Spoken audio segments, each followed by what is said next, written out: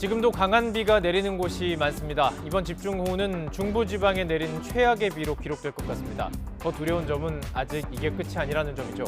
모레까지 최고 350mm의 비가 더 올 것으로 보입니다. 잠시 뒤에 관련 내용 자세히 다뤄보겠습니다. 먼저 뉴스나이트 오늘의 헤드라인 조혜진 앵커가 정리해드립니다.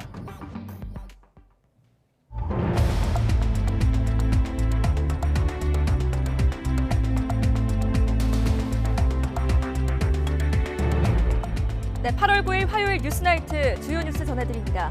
수도권과 강원 일부 지역에 호우 경보가 내려진 가운데 수도권 곳곳에서 퇴근길 교통 혼잡이 빚어졌습니다. 서울 동부간선도로는 어젯밤에 이어 다시 전 구간 통행이 금지됐고 지하철 3호선에선 일부 선로가 침수돼서 한때 운행이 중단되기도 했습니다.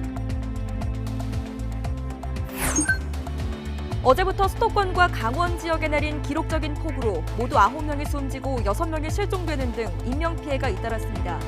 긴급회의를 주재한 윤석열 대통령은 국민의 생명과 재산보다 더 중요한 게 있겠느냐며 총력 대응을 당부했습니다. 경기 남부와 강원, 중남부, 충청 북부에는 모레까지 350mm의 비가 더 내릴 것으로 예보됐습니다. 비는 취약 시간대인 밤사이 집중될 것으로 보여 추가 피해가 우려됩니다. 윤석열 대통령이 밤사이 자택에서 폭우 상황을 지배한 것을 두고 논란이 일자 대통령실은 원칙의 한치도 어긋남이 없었다고 강조했습니다. 민주당은 윤 대통령이 자택에서 고립돼 아무것도 못했다면서 대통령실과 관저 이전까지 한묶음으로 비난했습니다. 국민의힘이 오선의 주호영 의원을 비상대책위원장으로 선출하고 비대위 체제로 출범했습니다. 비대위 출범으로 사실상 해임되는 이준석 대표는 법원에 효력정지 가처분 신청을 내겠다면서도 신당 창당은 하지 않을 것이라고 강조했습니다. 코로나19 여름 재유행 이후 처음으로 15만 명에 육박하는 최다 확진자가 나왔습니다.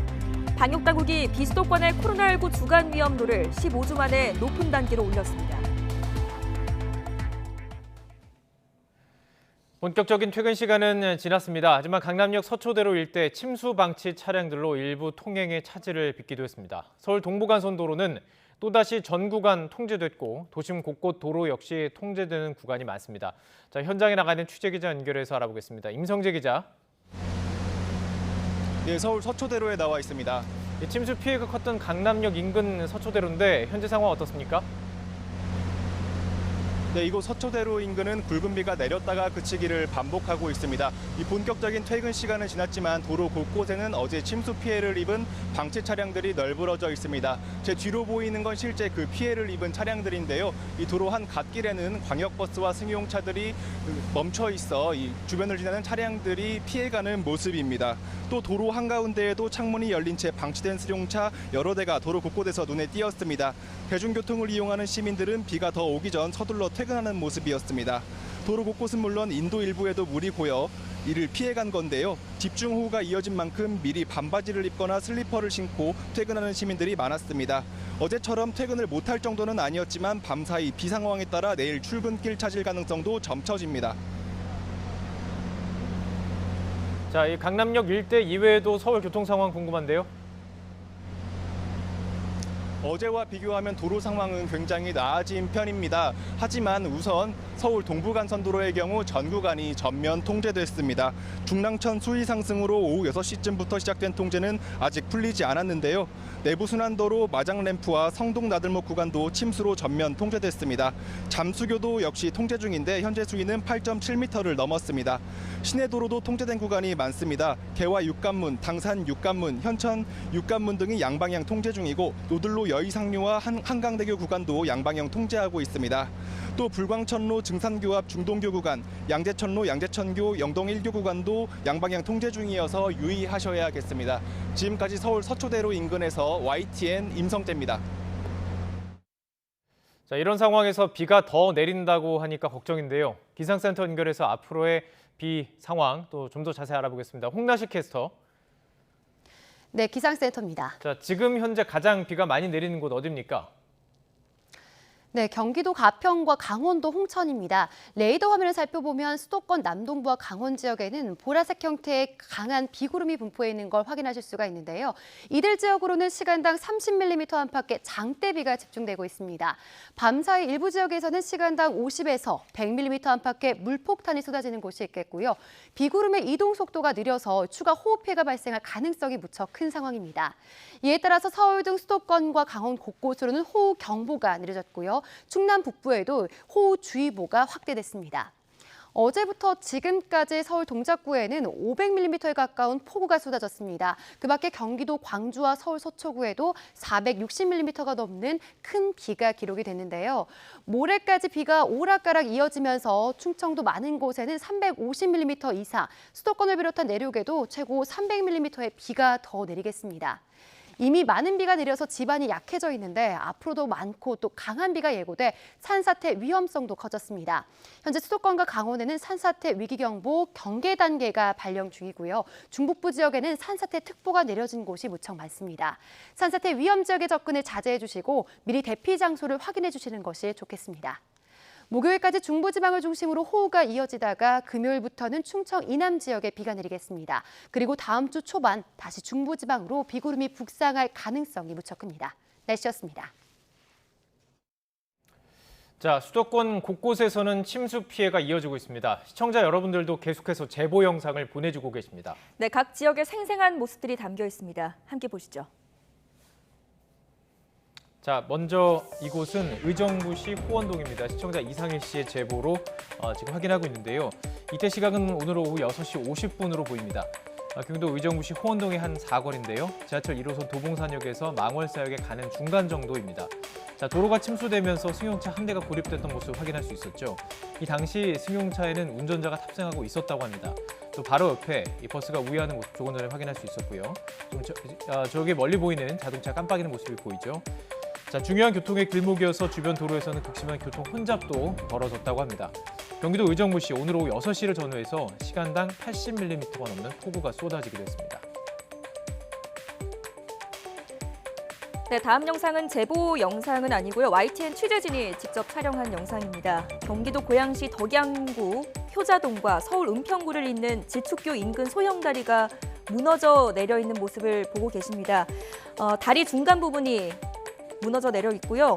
난간도 엿가락처럼 휘어져 있는 모습을 볼 수 있습니다. 금방이라도 부서질 듯한 아찔한 상황이 저희가 확인을 할 수 있고요. 당연히 차량 통행은 불가능합니다. 저 다리의 폭은 3m고요. 또 아래로 흐르는 천은 창릉천입니다. 창릉천의 수위는 급격히 불어나 피해가 속출하고 있다고 합니다. 예, 다음 영상도 경기도 고양시, 여기는 향동동입니다. 오늘 오후 6시의 영상, 또 사진 모습이고요. 경기 고양시 덕양구 향동동의 한 도로입니다. 사진이군요. 도로 옆에 옹벽이 무너졌습니다. 토사가 무너져 내려서 지금 길을 덮어 놓은 상태인데요. 인명피해는 없었던 것으로 전해지고 있고, 자, 이렇게 토사가 무너져 내려서 도로의 양방향은 통제 중인 것으로 알려졌습니다. 영상도 있군요. 예. 네, 이어서 시청자 조동현 씨가 제보해 주신 영상입니다. 저곳은 경기 가평군 중앙기도원 정류장 인근이라고 하는데요. 사진 촬영 시점은 저녁 7시 반쯤이라고 합니다. 도로 옆에서 물이 범람해서 마구 유입되는 모습을 저희가 확인을 할 수가 있습니다. 물살이 매우 거세 보입니다. 현 상황은 총 2차선 도로 중에 한 차선이 통제 중이라고 합니다. 따라서 인근 도로에는 정체가 심하다고 합니다. 대부분 영상이 저녁 6시에서 7시 사이에 지금 몰려 있습니다. 역시 이번 영상 6시 반에 촬영된 영상이고요. 서울 은평구 진관동입니다. 버스에 탑승한 승객이 촬영했습니다. 강경민 씨의 승객이 촬영을 했고요. 서울 은평구 진관동 진관공영차고지 주변 도로고요. 도로가 침수돼 버스가 종점인 차고지로 진입을 못했던 것으로 보입니다. 자, 차고지를 드나드는 버스들이 크게 우회하면서 운행하는 그런 바람에 퇴근길에 큰 혼란이 있었고, 차량들도 물살을 가리면서 아주 아슬아슬하게 운행을 했습니다. 자, 제보하신 시청자에 따르면 이런 상황이 1시간이 넘게 이어졌다고 합니다. 상당히 쉽지 않았던 어떤 퇴근길이었을 것으로 보이는데요. 자, YTN에서는 시청자 여러분의 제보 영상 덕분에 폭우 피해 상황을 생생히 보도해드리고 있습니다. 제보 영상을 보내주실 때는 카카오톡 뉴스에 YTN 또 이렇게 넣어주시고요. 뉴스는 YTN 이렇게 넣어주시고요. 제보는 YTN으로 주시면 되고요. 전화도 받습니다. 02398-8282 혹은 8585번으로 연락을 주시면 됩니다. 무엇보다 제보 영상을 찍으실 때는 여러분들의 안전, 각별히 주의하시기를 먼저 부탁드리겠습니다. 어제부터 서울과 수도권, 강원 지역에 내린 기록적인 폭우로 모두 15명이 사망하거나 실종됐습니다. 하루아침에 오갈 곳 없게 된 이재민은 서울에서만도 840명에 이릅니다. 차유정 기자가 지금까지 들어온 피해 상황을 종합했습니다. 서울 관악구에서 침수된 반자주택에 갇혀있던 발달장애인과 가족이 숨지는 참변이 발생했습니다. 서울 동작구에서는 가로수 정리 작업을 하던 60대 구청 직원이 감전돼 사망했고 물에 잠긴 주택에서 주민 1명이 숨진 채 발견됐습니다. 경기 광주와 화성, 강원 흥성 등에서는 도로 사면과 산사태 토사 매몰 등으로 사망자가 잇따랐습니다. 실종자도 속출했습니다. 서울 서초구의 지하상가 통로와 하수구에는 갑자기 불어난 물에 휩쓸려 실종되고 경기 광주에서는 주변 하천을 살펴보러 갔다가 급류에 휩쓸리는 사고도 발생했습니다. 현재까지 이번 폭우로 인한 사망 실종자는 모두 15명으로 집계됐습니다. 주택 침수로 이재민도 속출했습니다. 서울에서만 이재민이 800명 넘게 발생해 학교와 경로당, 주민센터 등 임시시설에 머물고 있습니다. 공공시설 피해도 컸습니다. 현재는 대부분 복구됐지만 지하철역과 지하차돌들이 침수되고 일부 도로도 물에 잠기거나 유실돼 토사가 쏟아져 나왔습니다. 웅벽 붕괴와 제방 유실도 잇따랐습니다. 정부는 중앙재난안전대책본부 대응 수위를 가장 높은 단계인 3단계로 계속 유지하며 피해 상황을 주시하고 있습니다. 서울시는 24시간 비상 대응 체제를 유지하며 시설 복구와 이재민 지원에 주력하고 있습니다. YTN 차유정입니다. 수도권뿐만이 아니라 강원 지역도 쑥대밭이 됐습니다. 산사태와 계곡 급류에 2명이 숨졌고 마을 전체가 고립된 곳도 있었습니다. 한강 상류댐들은 방류를 이어가고 있습니다. 지환 기자가 보도합니다. 엄청나게 쏟아진 흙더미, 농가 주택을 뒤덮고 도로까지 흘렀습니다. 푹푹 빠지는 진흙밭에 지붕만 간신히 보이는 주택. 119 구조대가 장비를 투입해 수색 작업을 벌입니다. 강원도 횡성군 둔내면 현천리에서 산사태가 난 건 정오가 조금 지난 시각. 토사가 쓸고 내려오며 가정집은 수십 미터를 밀려 내려왔습니다. 지금 보시다시피 냉장고가 엉망이 됐고요. 차량도 그대로 휩쓸려 있습니다. 지금 구조 작업이 한창 이루어지고 있는데 지금 보시는 게 가정집 지붕입니다. 70대 주민 1명은 집에서 미처 빠져나오지 못하고 숨졌습니다.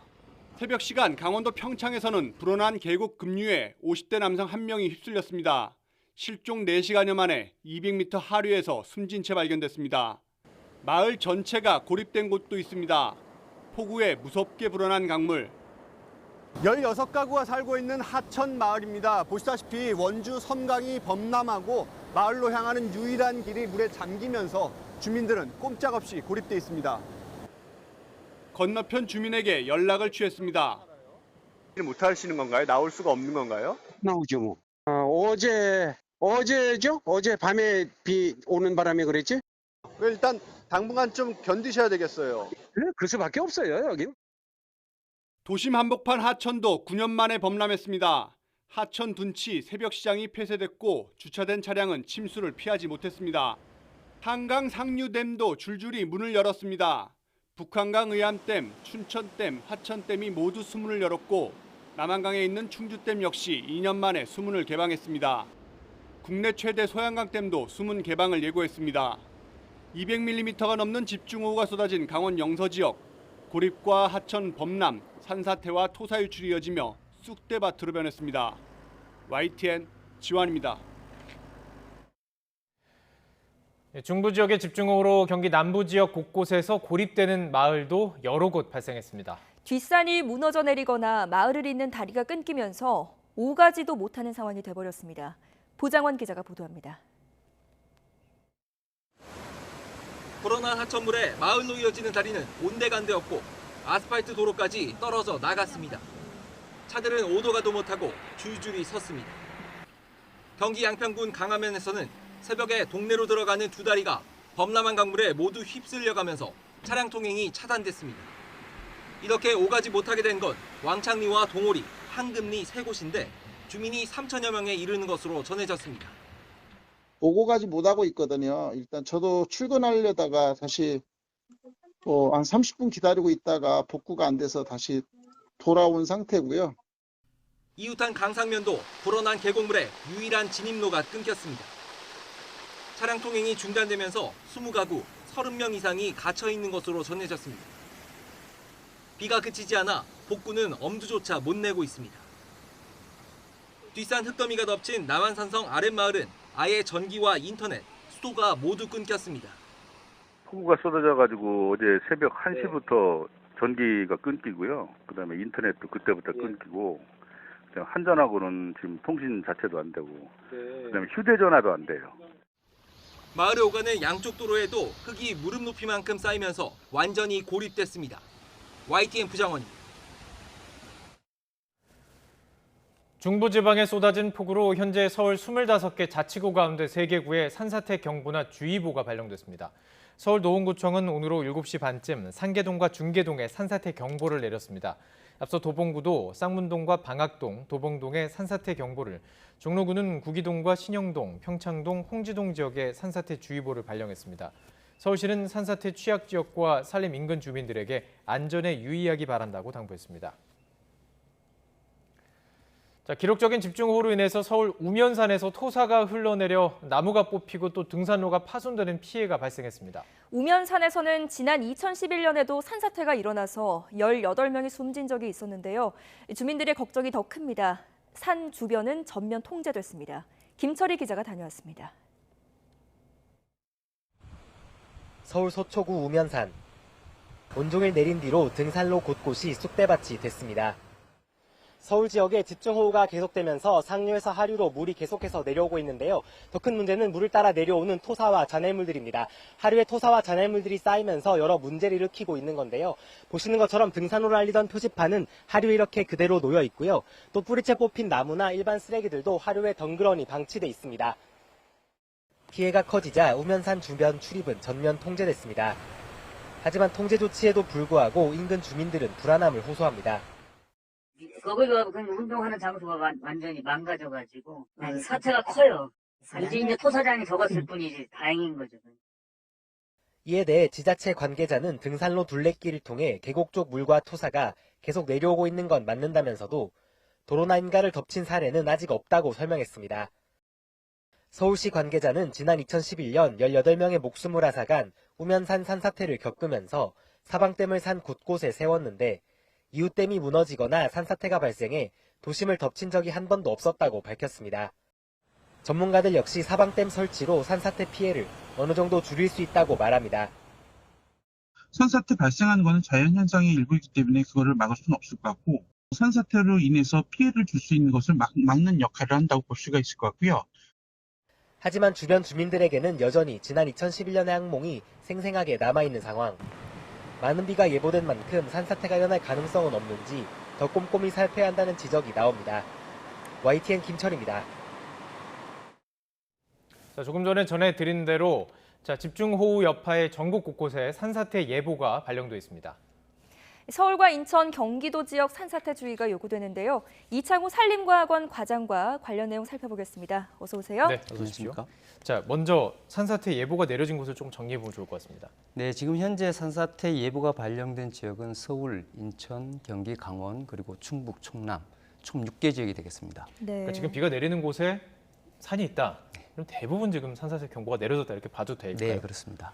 그렇습니다. 그러면 내가 사는 곳에 좀 산사태가 있는 그 산이 있는 사람이라면 나는 지금 완전히 안전하진 않다 이렇게 생각하는 게 네, 그렇습니다. 맞을까요? 예, 지금 예병보, 주의보 이런 걸 쫙 항상 주의하시고 네. 대피하시는 게 좋겠습니다. 네.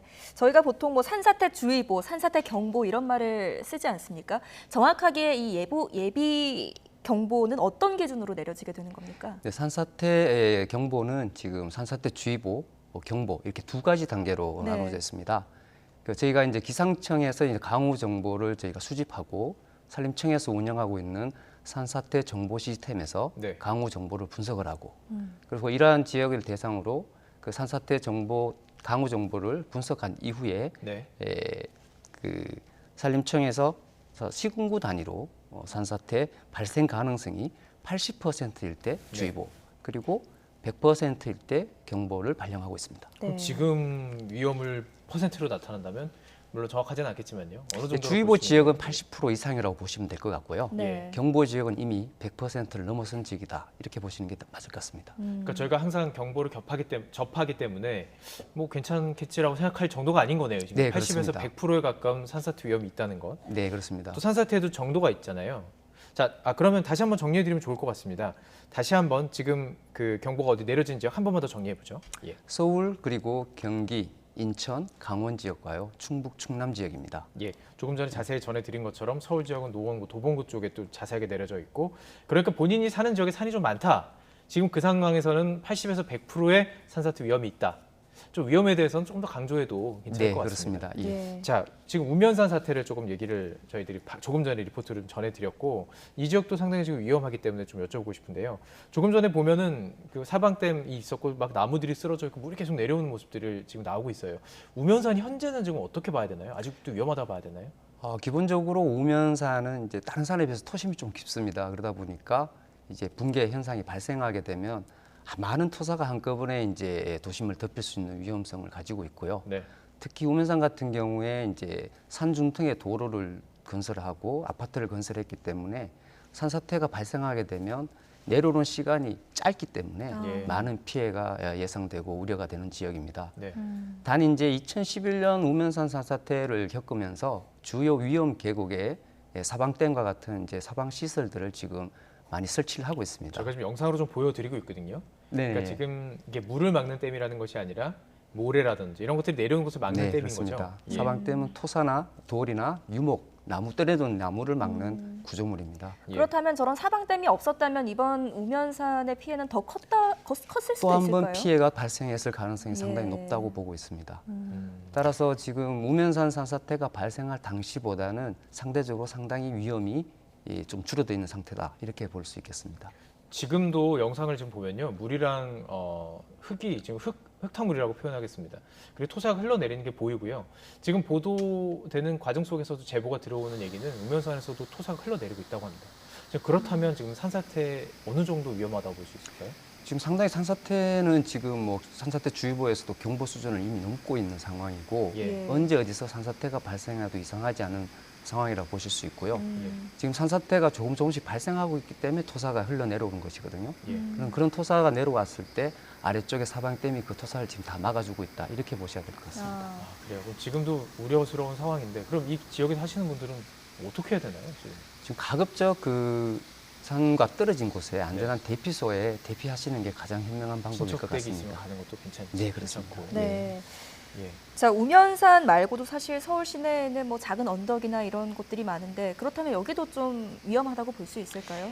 네, 지금 그 유례 없이 집중호우가 지금 계속되고 있기 때문에 네. 사실 우면산뿐만 아니라 서울 전 지역의 산 인근에는 산사태 위험이 도사리고 있다라고 보시는 게 맞을 것 같습니다. 특히 그 폭우로 인해서 지금 산에 흙에 많이 젖어 있는 상황이고 포화된 상황이기 때문에 예. 산사태가 어디서 발생해도 이상하지 않을 그런 환경이 지금 조성되어 있다 이렇게 보시는 게 맞을 것 같고요. 예. 특히 도시 인근에는 작은 산이라 할지라도 사실 개발이나 훼손 행태가 상당히 많이 진행된 곳이 많고 네. 인근에는 또 가옥이나 주택이 많기 때문에 네. 곧바로 인명 피해로 이어질 수 있기 때문에 각별한 주의가 필요할 것으로 생각됩니다. 네. 공사한 곳 어떻습니까? 그러니까 이 산을 막 깎았어요. 깎고 뭐 집을 짓기 위해서 막 깎아놓은 곳들이 또 있잖아요. 이런 곳 어떻습니까? 당연히 위험한 곳이죠. 더 위험하다고 봐야 되나요? 예, 예를 들면 이제 이렇게 보시면 될 것 같습니다. 이제 산을 깎아서 공사를 했을 때 기본적으로 안전 공사를 철저히 한다면은 예. 일반 산지 깎기 전 산보다는 더 안전한 상태가 돼야 되겠죠. 네. 이제 그걸 목표로 저희가 공사를 하고 있습니다만은 네. 만에 하나 그런 공사가 제대로 이루어지지 않았다면은 자연적인 상태의 산보다는 좀 더 위험하다고 보시는 게 맞을 것 같습니다. 이런 곳이 많잖아요. 그 산을 깎았습니다. 그리고 거기를 시멘트로 막았어요. 이런 곳은 어떻습니까? 이게 시멘트가 버틸 수 있느냐도 궁금하거든요. 네, 앞서 말씀드렸듯이 시멘트를 발랐다는 얘기는 이제 개발을 했을 가능성이 상당히 높다고 볼 수 있고요. 예. 때문에 상당히 경사가 높다라고 보는 게 일반적일 것 같습니다. 근데 그런 지역에는 아무래도 경사가 급하기 때문에 산사태 위험이 항상 이제 있는 상황이고요. 이런 사면 같은 경우에 상부에 이제 비가 오게 되면 상부 사면에 이제 물이 침투하게 되겠죠. 네. 그러면은 사면 자체가 갖고 있는 흙의 무게, 토압이 상당히 높아져 있는 상태에서 물의 수압까지 가해지기 때문에 네. 산사태 발생 가능성이 더욱 높아질 수 있습니다. 네. 특히 이런 사면에 이제 시멘트가 발린 곳에 곳곳에 물샘 현상들이 나타나는가 이런 경우에 예. 이런 경우에는 상당히 수압이 많이 걸려 있는 상황이기 때문에 예. 더더욱 위험하고 그런 사면이 발견됐을 때는 접근을 하지 마시고 즉시 신고하시고 대피하시는 게 바람직할 것 아, 같습니다. 그렇다면 지금 이 상황에서 혹시 비가 조금 소강 상태라면 그 경사지 시멘트를 발라놓은 곳 주변에 계신 분들 한번 보고 그렇습니다. 물이 네. 새는지 보는 것도 방법이겠군요. 네, 그렇습니다. 그때는 뭔가 하지 말고 무조건 네, 자리를 대피하시는 피하는 게, 것이 예. 중요하겠군요. 예. 자, 지금 산이 많은 강원도나 경기 남부에도 지금 비 소식이 계속해서 있는데 이곳에 계신 분들 어떤 점에 좀 유의를 하면 좋을까요? 지금 이렇게 많은 비가 내리고 있는 상황에서는 사실 도심이나 산지나 산촌이나 크게 유의할 점은 크게 차이가 없을 것 같습니다. 그래서 일반 특히 산사태 취약 지역이라든지 산 인근에 사시는 주민들은 주변의 그 대피소를 충분히 파악하시고 대피 경로도 미리 파악하시고 네. 실제 이제 산사태 예경보가 발령되었을 때는 신속히 대피하시도록 하는 것이 가장 좋은 방법일 것 같습니다. 네. 보통 요즘 아파트도 많이 사시잖아요. 그리고 뭐 빌라도 마찬가지고 설마 우리 집이 뭐 무너지게 하겠어? 이런 생각이 많이 있거든요. 근데 산사태 위력이라는 것이 어느 정도입니까? 실제 산사태는 자연사면에서 발생하는 산사태는 산사태 자체로는 큰 피해를 미치지도 않을 수 있습니다. 네. 예를 들면 산 꼭대기에 산사태가 발생하면 실제 계곡을 타고 내려오지 않는 한은 피해를 미치지 않기 때문입니다. 그런데 예.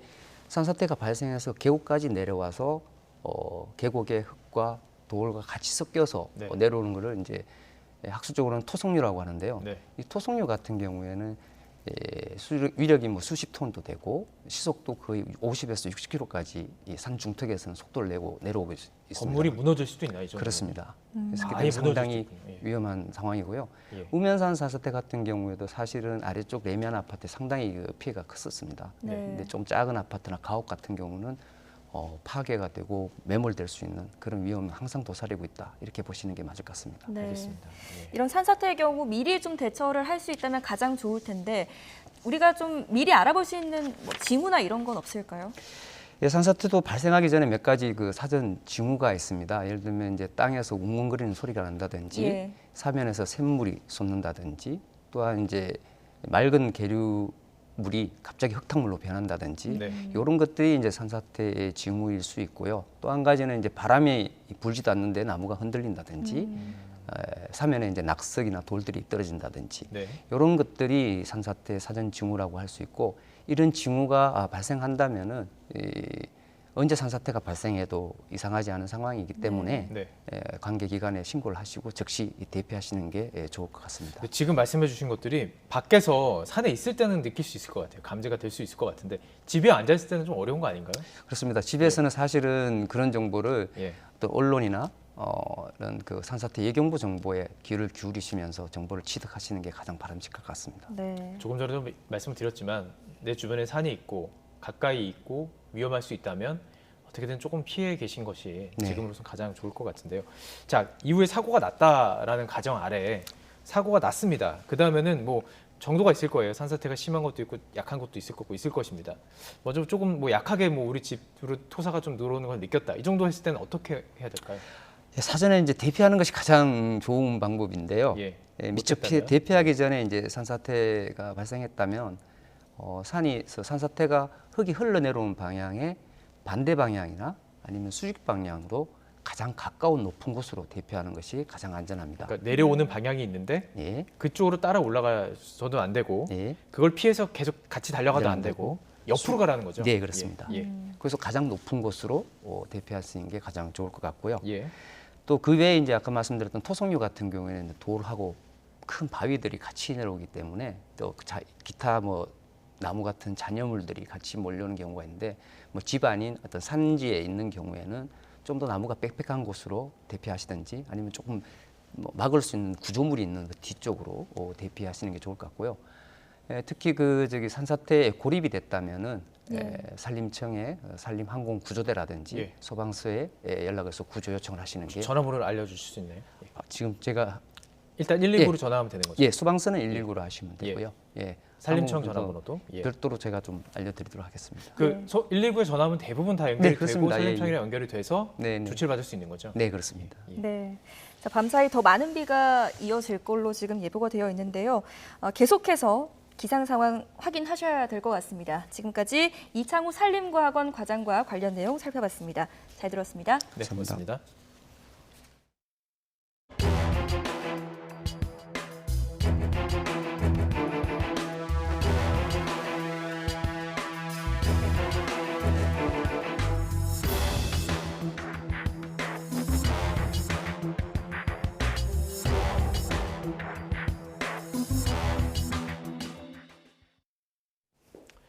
윤석열 대통령은 아침부터 호우 피해 긴급 점검 회의를 열고 총력 대응을 당부했습니다. 또 장애인 가족이 침수로 인해 참변을 당한 피해 현장도 찾았는데요. 이곳에서는 주거안전 대책 마련과 또 하천 수위를 모니터할 수 있는 시스템을 개발하라고 지시했습니다. 박소정 기자가 보도합니다. 기록적인 집중호우에 일가족 3명이 숨진 채 발견된 서울 신림동의 다세대 주택. 아직도 물이 차 있는 현장에 윤석열 대통령이 찾았습니다. 빗물이 들이닥친 반지하집 작은 창문을 둘러보고 저지대다 보니까 물이 순식간에 조림천 범람이 되면 그냥 이게 수위가 올라가면 바로 여기 가면 직격탄을 동네 주민들과도 얘기 나누며 사고 원인을 살폈습니다. 수위 올라온 게 1시간도 안 걸렸다. 그렇죠. 1시간이 뭐예요? 그러다 보니까 아마 이게 수압되면 한 10분도 15분도 안 걸렸어요. 다른 침수 피해 현장도 둘러본 윤 대통령은 취약계층일수록 재난에 취약하다며 지하 주택을 비롯한 주거 안전의 근본 대책을 수립하라고 지시했습니다. 하천 수위 모니터 시스템을 개발해 저지대 침수 예상 지역의 안전에도 만전을 기하라고 했습니다. 현장 방문에 앞서 윤 대통령은 오전에 가장 먼저 정부 서울청사에 마련된 재난안전상황실로 출근해 긴급 점검 회의를 열었습니다.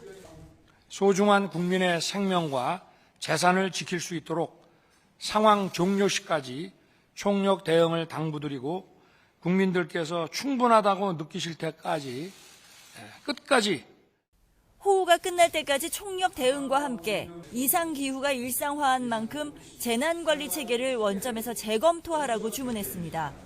애초 세종청사에서 열기로 했던 국무회의도 장소를 긴급 변경해 서울청사에서 열고 신속한 복구와 피해 지원을 당부했습니다.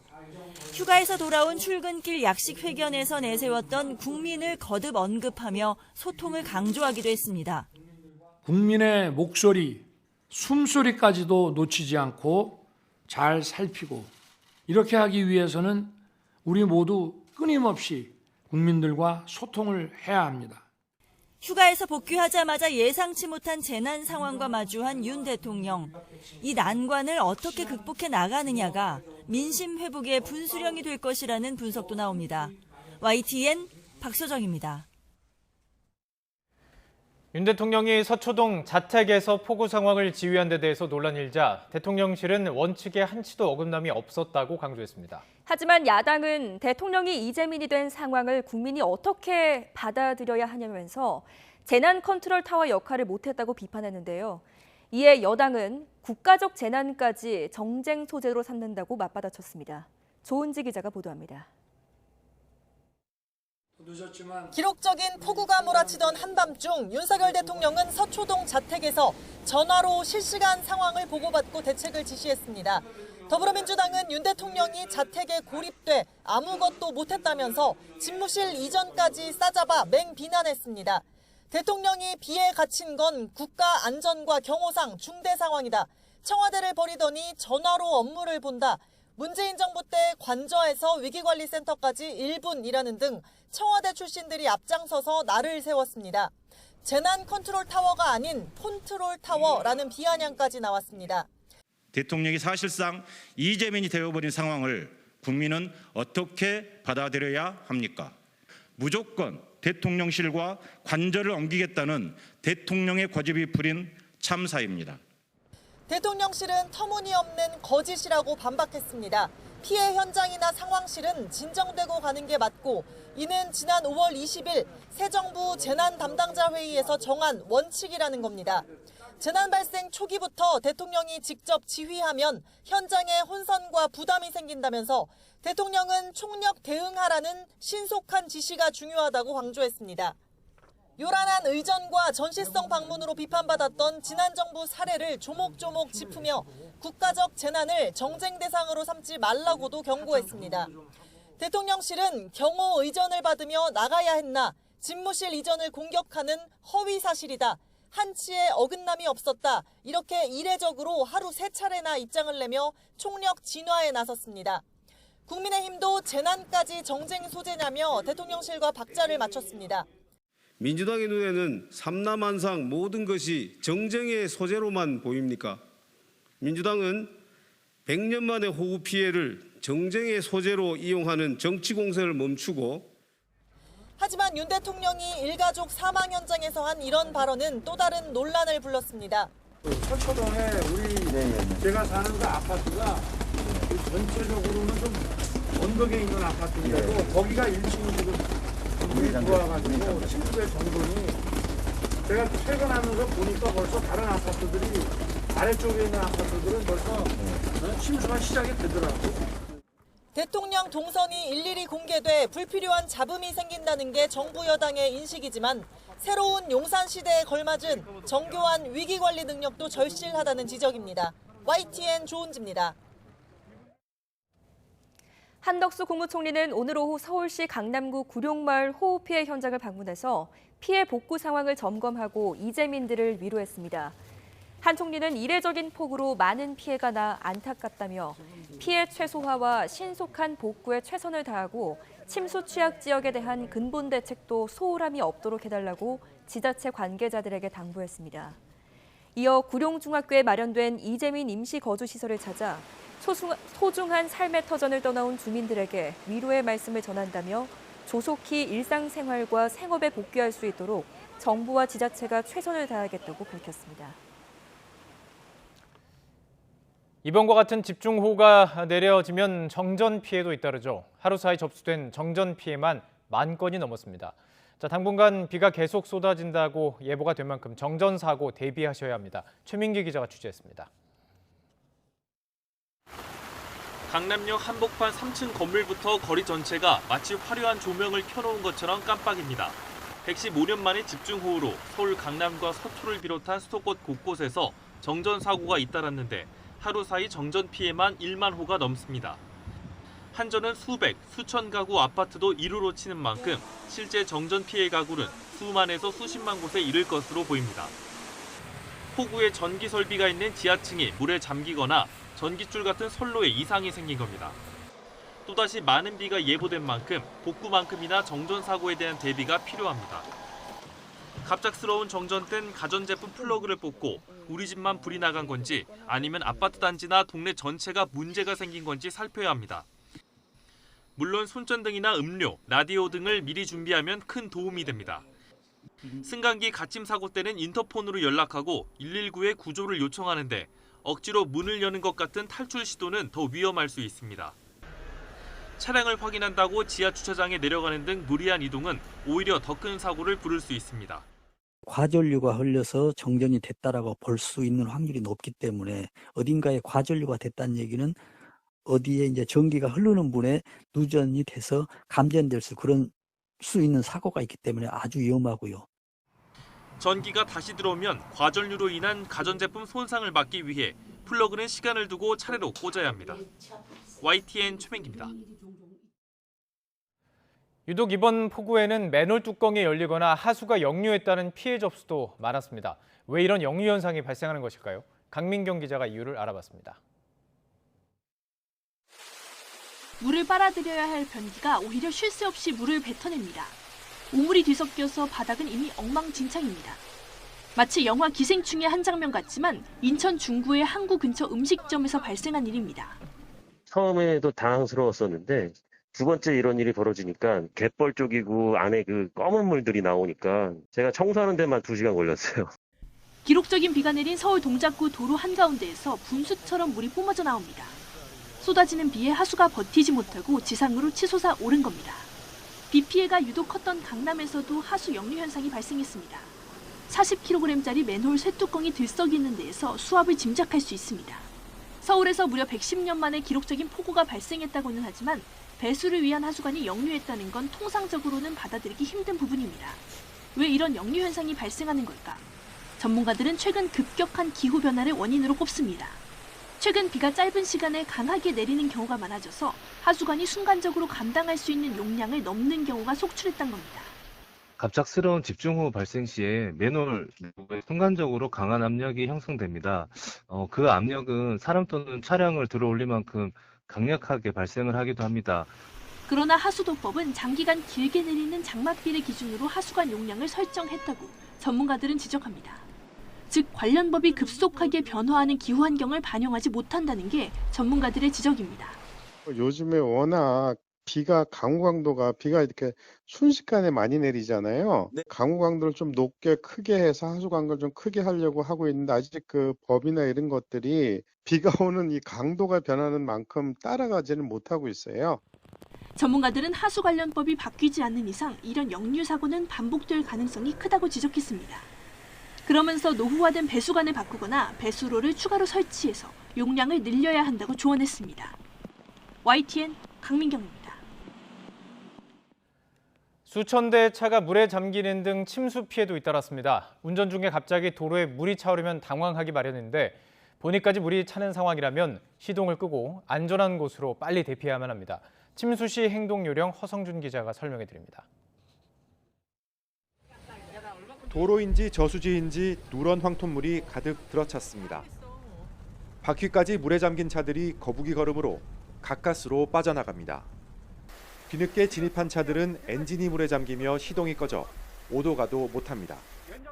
이렇게 폭우가 내릴 때는 차를 타고 나가지 않는 게 가장 안전합니다. 어쩔 수 없이 운전해야 할 상황이라면 먼저 주변의 다른 차를 보고 수위를 살펴야 합니다. 바퀴가 반 이상 물에 잠기면 다른 길을 찾아야 하고 보닛까지 물이 차면 시동이 꺼지는 만큼 미련 없이 탈출해야 합니다. 시동이 꺼졌다고 해서 다시 시동을 걸면 2차 사고의 위험에 노출될 수 있습니다.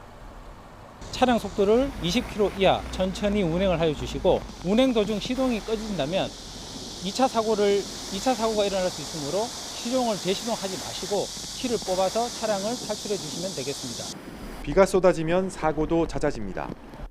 최근 5년 사이 통계를 보면 빗길 교통사고는 집중호우가 잦은 7, 8월에 많이 발생했습니다. 맑은 날엔 밤보다 낮에 사고가 잦았지만 비가 오는 날에는 오히려 밤에 더 많이 사고가 일어났습니다.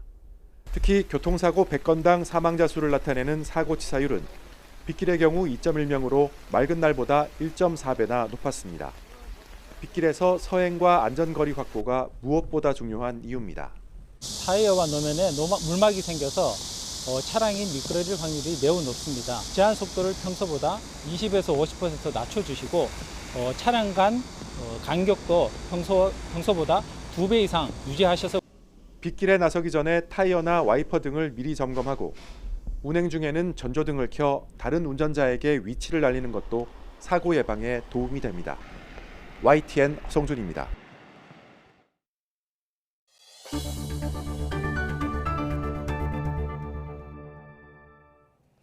국민의힘이 주호영 위원장을 중심으로 한 비상대책위원회 체제에 돌입합니다.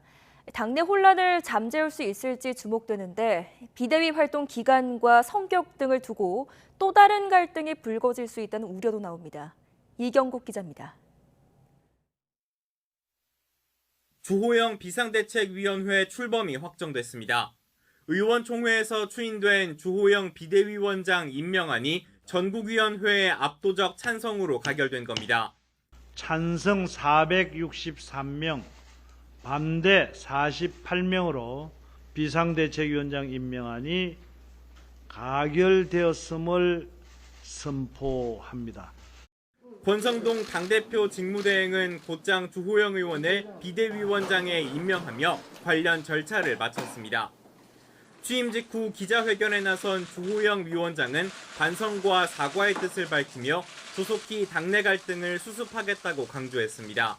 우리는 우리끼리 갈등하고 분열할 자유조차 없습니다. 조속히 하나된 단합된 모습을 국민들에게 보여드립시다.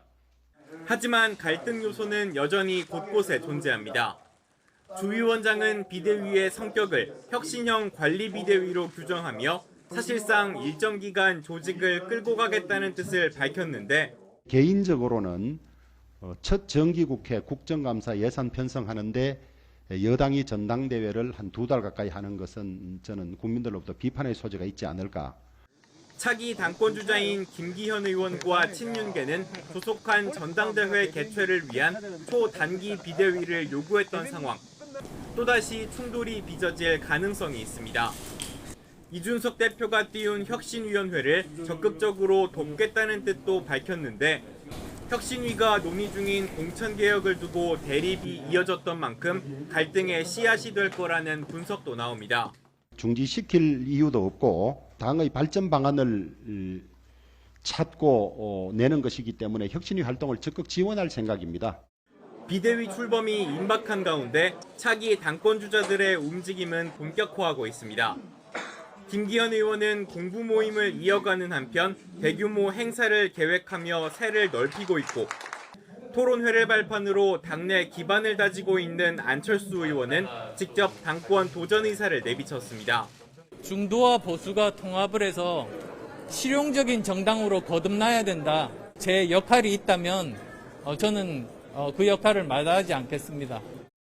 조만간 위원 구성이 마무리되면 주호영 비대위는 본격적인 활동에 들어갑니다. 차기 당권을 둘러싼 첨예한 갈등과 저조한 지지율까지 산적한 숙제를 풀어낼 수 있을지 관심이 주목됩니다. YTN 이경국입니다. 네, 보신 것처럼 국민의힘이 비상대책위원회 체제로 전환하면서 이준석 대표는 14개월 만에 당대표에서 물러나게 됐습니다. 이 대표는 가처분 신청을 하겠다면서 강력 반발했습니다. 엄윤주 기자의 보도입니다. 국민의힘 전국위원회가 주호영 비상대책위원장 임명을 의결하자 이준석 대표는 곧바로 반격에 나섰습니다. SNS를 통해 효력정지 가처분 신청을 내겠다면서 신당 창당은 안 할 것이라고 강조했습니다. 외부에서 독자 세력화에 나서는 대신 당 안에서 법적 대응을 통해 출구를 찾겠다는 겁니다. 주호영 비상대책위원장은 정치적 문제가 사법 절차로 가게 돼 안타깝다며 조만간 이준석 대표에게 연락해 볼 것이라고 밝혔습니다. 저는 빠른 시간 안에 전화를 드려서 이준석 대표를 만나보려고 합니다. 그래서 의견도 들어보고. 집권 여당이 비대위 체제로 전환하면서 지난해 화려하게 등장했던 이준석 대표는 14개월 만에 불명예 퇴진하게 됐습니다. 헌정사상 최초의 30대 영선 당대표로 대통령 선거와 지방선거를 잇따라 승리로 이끌었지만 더는 자리를 지킬 수 없게 된 겁니다. 정말 누군가는 선거 이기는 것 외에 다른 것들을 좀 생각하고 있었나 봅니다. 달리는 저를 보면서 뒤에서는 무슨 생각들을 하고 있었었고 또 뭘 하고자 기다려왔던 건지. 청년층으로의 외연 확대 등 보수 정당에 가져온 혁신과 돌풍은 긍정적으로 평가받지만 이 대표는 주요 국면마다 친윤계 의원들과 크고 작은 충돌을 빚기도 했습니다.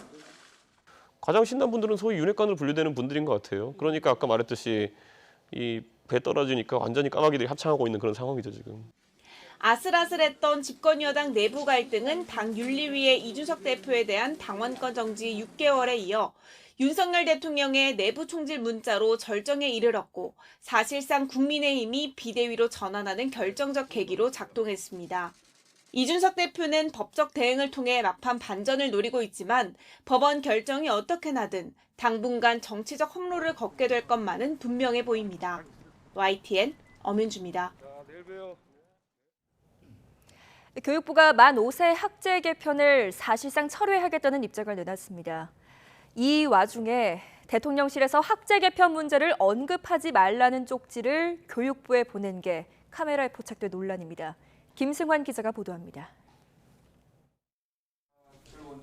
박순애 교육부 장관 자진 사태 하루 뒤 열린 국회 교육위에서 화두는 단연 학제 개편이었습니다. 장관 대신 출석한 차관은 만 5세 입학 정책을 계속 고집하지 않을 거라고 말했습니다. 그 정책은 사실상 폐기한다 이렇게 받아들여도 되는 겁니까? 현실적으로 추진하기 어려워졌다는 판단을 하고 있습니다.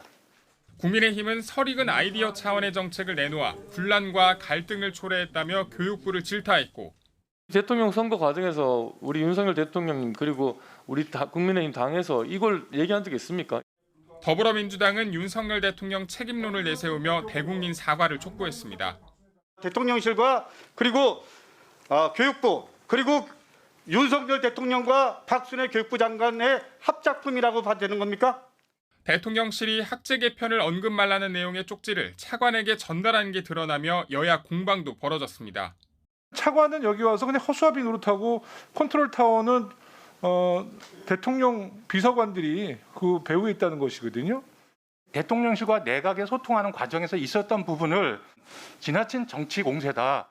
더불어민주당은 또 국민대가 김건희 여사의 논문 의혹과 관련해 사실상 표절이 아니라고 판단한 걸 집중 추궁했습니다. 차관님, 예. 표절이에요, 아니에요? 그 개별 논문에 대해서 이게 검증하는 게 불가능해요? 이 시간에 이렇게 특정 논문을 가지고 이거를 비교한다는 거는 반면 국민의힘에선 조국 전 법무부 장관이 재판에 넘겨졌는데도 서울대에서 징계 처리되지 않은 걸 문제 삼으며 맞불을 놓았습니다. YTN 김승환입니다. 윤석열 정부 출범 후 첫 사면인 8.15 광복절 특별 사면 대상자를 선정하기 위한 심사위원회가 개최됐습니다. 유력하게 거론되던 이명박 전 대통령이나 김경수 전 경남지사 같은 정치인들은 제외가 됐고요. 이재용 삼성전자 부회장 등 경제인들 중심으로 사면과 복권이 이루어질 거란 전망도 나오고 있습니다. 우철희 기자입니다. 수도권을 덮친 폭우 때문에 2시간 늦게 시작된 사면심사위원회. 사면 대상자 선정 기준에 대해 위원들은 물론 어떤 기준으로 좀 심사를 하실지 아는 바가 없습니다. 아직. 정치인 사면 최소화한다는데. 위원장인 한동훈 법무부 장관도 대통령의 권한이라면서 즉답을 피했습니다. 뭐 어떤 기준으로 정하실 수 있는 뭐 생각하시는 거예요? 사면은 대통령의 고유 권한이고요. 사면심사위원은 잘 판단하실 거라고 생각합니다. 한동훈 장관을 비롯한 내부 인사 4명과 교수, 변호사 등 외부 인사 5명으로 구성된 사면심사위는 윤석열 정부 첫 사면인 8.15 광복절 특별 사면 대상자를 심사했습니다. 5시간의 논의 끝에 심사위는 윤 대통령에게 상신할 사면 대상자 명단을 추린 것으로 알려졌습니다. 일단 이번 사면은 여권을 중심으로 정치인 사면은 최소화하되 경제인 사면에 방점을 둘 것이라는 관측이 나옵니다. 유력하게 거론되던 이명박 전 대통령이 제외될 것이란 일부 전망도 나오는 이유입니다. 이미 형 집행정지로 풀려난 상태인데다 무엇보다 부정적인 여론이 영향을 미치고 있다는 분석입니다. 20몇 년을 수감 생활을 하게 하는 건 안 맞지 않습니까? 과거의 전례에 비추어서라도 우리는 또 미래지향적으로 가면서도 현재 국민들의 정서까지 신중하게 감안할 생각입니다. 드루킹 댓글 조작 사건으로 복역 중인 김경수 전 경남지사의 사면 역시 불투명하다는 관측이 나오고 있습니다. 앞서 대통령실 관계자도 김경수 전 지사 사면 관련 질문에 결정된 바 없다고 말을 아꼈습니다. 반면 국정농단 사건으로 아직 취업 제한이 풀리지 않은 이재용 삼성전자 부회장은 대상자로 거론되고 있습니다. 신동빈 롯데그룹 회장과 박찬구 금호석유화학 회장, 이중근 부영그룹 회장 등도 함께 사면 가능성이 제기됩니다. 사면 대상자는 윤 대통령의 재가와 국무회의 의결을 거쳐 확정되는데 광복절을 앞둔 오는 12일 발표가 유력합니다. 윤 대통령의 고심이 막판까지 이어질 것으로 보입니다. YTN 우철입니다.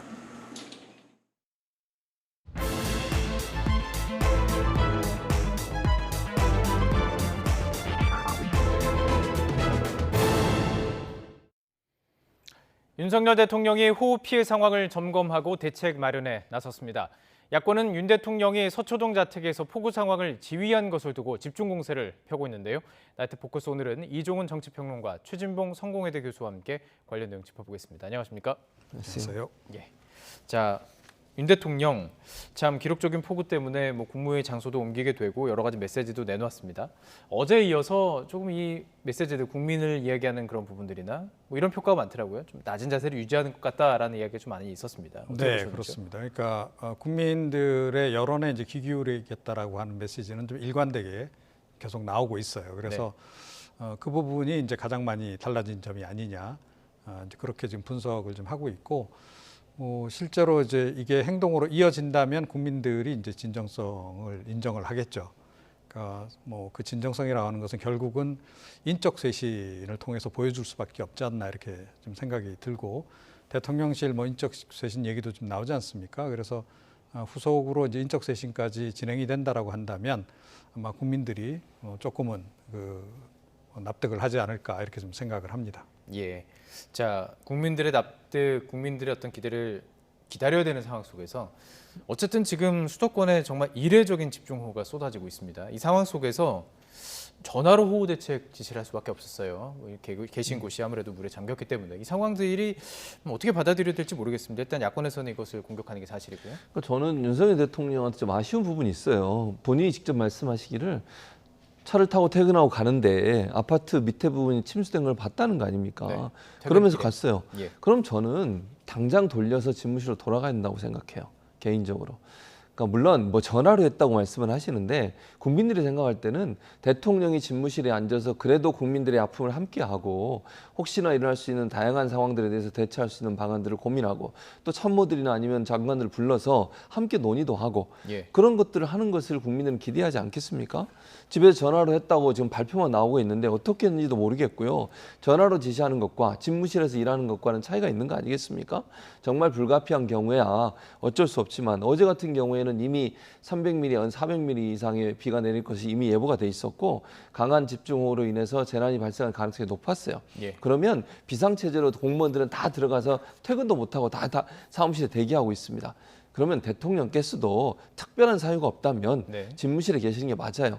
그리고 본인이 가시면서 그런 위급한 상황을 봤다고 하면 당장 돌아오셔서 이거 좀 심각하구나 점검도 해보고 직접 확인도 해보고 그런 일을 했다고 하면 국민들이 더 윤석열 대통령에 대한 지지가 높아지지 않겠어요. 예. 근데 전화로 대응하고 전화로 집에서 했다고 얘기를 하시면 국민들 볼 때는 과연 국민들이 느끼는 그 아픔과 고통을 함께 하시는 건가 이런 의문이 생길 수밖에 없어요. 네네. 좀 아쉬운 부분이라는 생각이 듭니다. 예. 자, 말씀하신 것처럼 야권에서는 비판의 목소리가 거셉니다. 또 국민의힘에서는 이를 정치 공세를 이것까지 정치 공세하느냐 이렇게 반박했는데요. 저희가 그 목소리를 모아봤습니다. 들어보시죠. 대통령이 사실상 이재민이 되어버린 상황을 국민은 어떻게 받아들여야 합니까? 재난 상황에서는 대통령이 집에 갇혀 아무것도 못하는 모습을 지켜보는 국민은 망연자실할 수밖에 없습니다.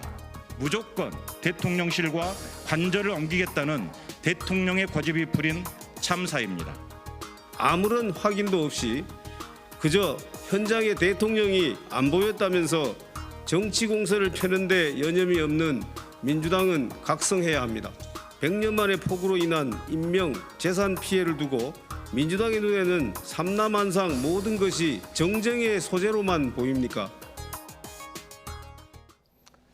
자, 그러니까 이 얘기의 핵심을 돌아가 보면은 과연 전화를 어떻게 지휘를 했느냐 구체적인 내용을 저희는 모르잖아요.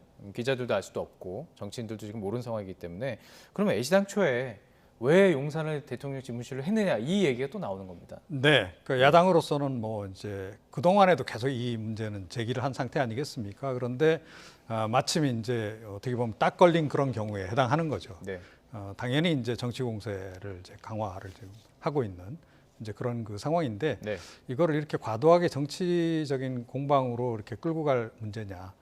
그건 아니다라고 좀 생각을 하고요. 네. 그리고 국민의힘은 또 그 반대로 대통령 방어하는데 굉장히 좀 공을 쏟고 있는데 예. 대통령이 완벽하게 잘 대처를 못한 거는 분명하잖아요. 예. 그럼 차라리 그 부분에 대해서 조금 미흡했던 부분에 대해서 인정할 건 인정하는 모습을 보였으면 훨씬 더 좋지 않을까. 그리고 어찌됐건 지금 상황은 뭐 여야가 힘을 합쳐야 되는 그런 국면 아니겠습니까? 평소에 싸우더라도 국가적인 재난 상황이 닥치면 일단 힘을 합치는 모습을 보이는 것이 국민들에게도 이제 안정감을 주는 네. 거 아니겠습니까? 네. 그게 이제 정치라고 이제 볼 수 있는 건데 네. 이렇게 다툴 일은 아니다. 그런데 이제 어제 그 윤석열 대통령의 이제 근무 위치와 관련해서는 뭐 역시 약간의 논란의 여지는 있을 수밖에 없다라고 생각해요. 그러니까 뭐 예를 들어 뭐 100점 만점 기준으로 했을 때 윤석열 대통령의 어제 행보가 과연 이제 몇 점이나 될까 하는 건데 뭐 그렇다고 해서 뭐 과락 수준은 아니다라고 생각합니다. 그나마 이제 그 완전히 통신 두절된 상태는 아니었고 연락이 계속 이제 유선상으로 이루어지고 있었기 때문에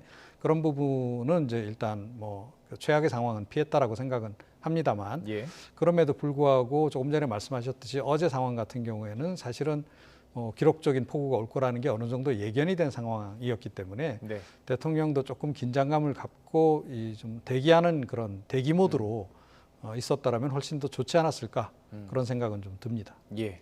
자, 그렇다면 지금 윤석열 정부가 들어오고 나서 계속 시간이 조금 있었습니다. 뭐 외교 분야에서 또 뭐 북한 문제에 있어서 여러 가지 이제 상황들이 조금씩은 연출되고 있어요. 그 중에서도 이제 어떻게 보면은 이제 재난 대처 능력을 지금 볼 수 있었던 상황이라고도 볼 수 있을 것 같습니다. 집중호우고 이례적으로 역사적으로 지금 기록될 폭우이기 때문에 어떻게 보십니까? 이것에 대해서 국민들이 이걸 이번 정부가 정말 이런 재난을 다 대처할 수 있을까? 이걸 좀 가늠한 척도가 될 수 있을 거라고 보시는지요? 그렇죠. 그렇게 볼 수밖에 없는 거죠. 그러니까 물론 이례적이고 100여 년 만에 온 폭우인 건 맞아요.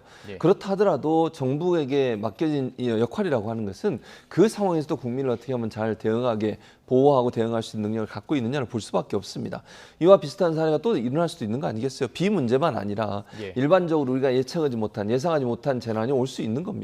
그랬을 경우에 정부가 시스템적으로 잘 이걸 대응할 수 있는 능력을 갖추고 있었느냐 하는 부분에 있어서는 의문이 생긴다는 거죠.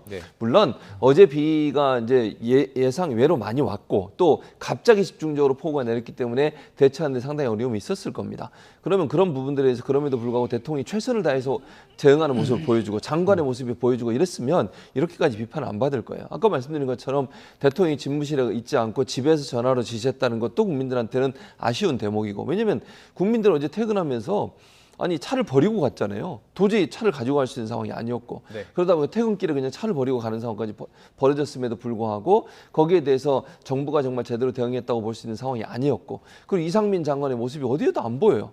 뭐 회의는 했겠죠. 어딘가 있었겠지만 그 역할이라고 하는 것이 언론에 보도되거나 아니면 직접 나서서 어떤 문제를 해결하는 어떤 그 능력이나 이런 부분이 전혀 안 보이고 있고요. 총리도 마찬가지입니다.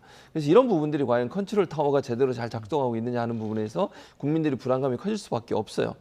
이번을 계기로 해서 좀 정부의 재난, 현재 윤석열 정부의 재난 컨트롤 타워의 역할이라든지 아니면 어떤 작동이라든지 시스템이라든지 이런 부분을 점검할 필요가 있다고 봅니다. 그래서 이런 비슷한 상황이 생겼을 경우에 대처를 어떻게 잘할 수 있을지 이번 기회를 계기로 다시 한번 점검하는 그런 기회가 돼야 될 것으로 생각을 합니다. 그리고 제가 이제 좀 의문이었던 점은 물론 연락을 했을 것으로 보이지만 지금 대통령실에서 나온 이야기는 한덕수 총리, 오세훈 시장, 이상민 장관 간에 실시간 소통을 했다라고 합니다. 근데 비가 지금 서울만 내린 건 아니에요. 경기 지역도 있고, 그럼 김동연 경기지사도 있을 것이고, 뭐 지금 강원 여러 곳이 있는데 지금 뭐 연락을 했겠죠, 물론. 근데 메시지에서 빠졌던 게 조금 걸리더라고요. 네, 뭐 당연히 연락을 했을 것으로 보는데 만약에 안 했다면 좀 빈틈이 있는 거죠. 이제 그런 부분이 있는 거고.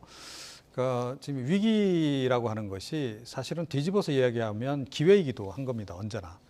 특히 이제 최근처럼 이제 윤석열 대통령이 국정수행 지지율이 이렇게 많이 하락한 그런 상태에서는 그야말로 이제 반등의 계기가 될 수도 있는 거거든요.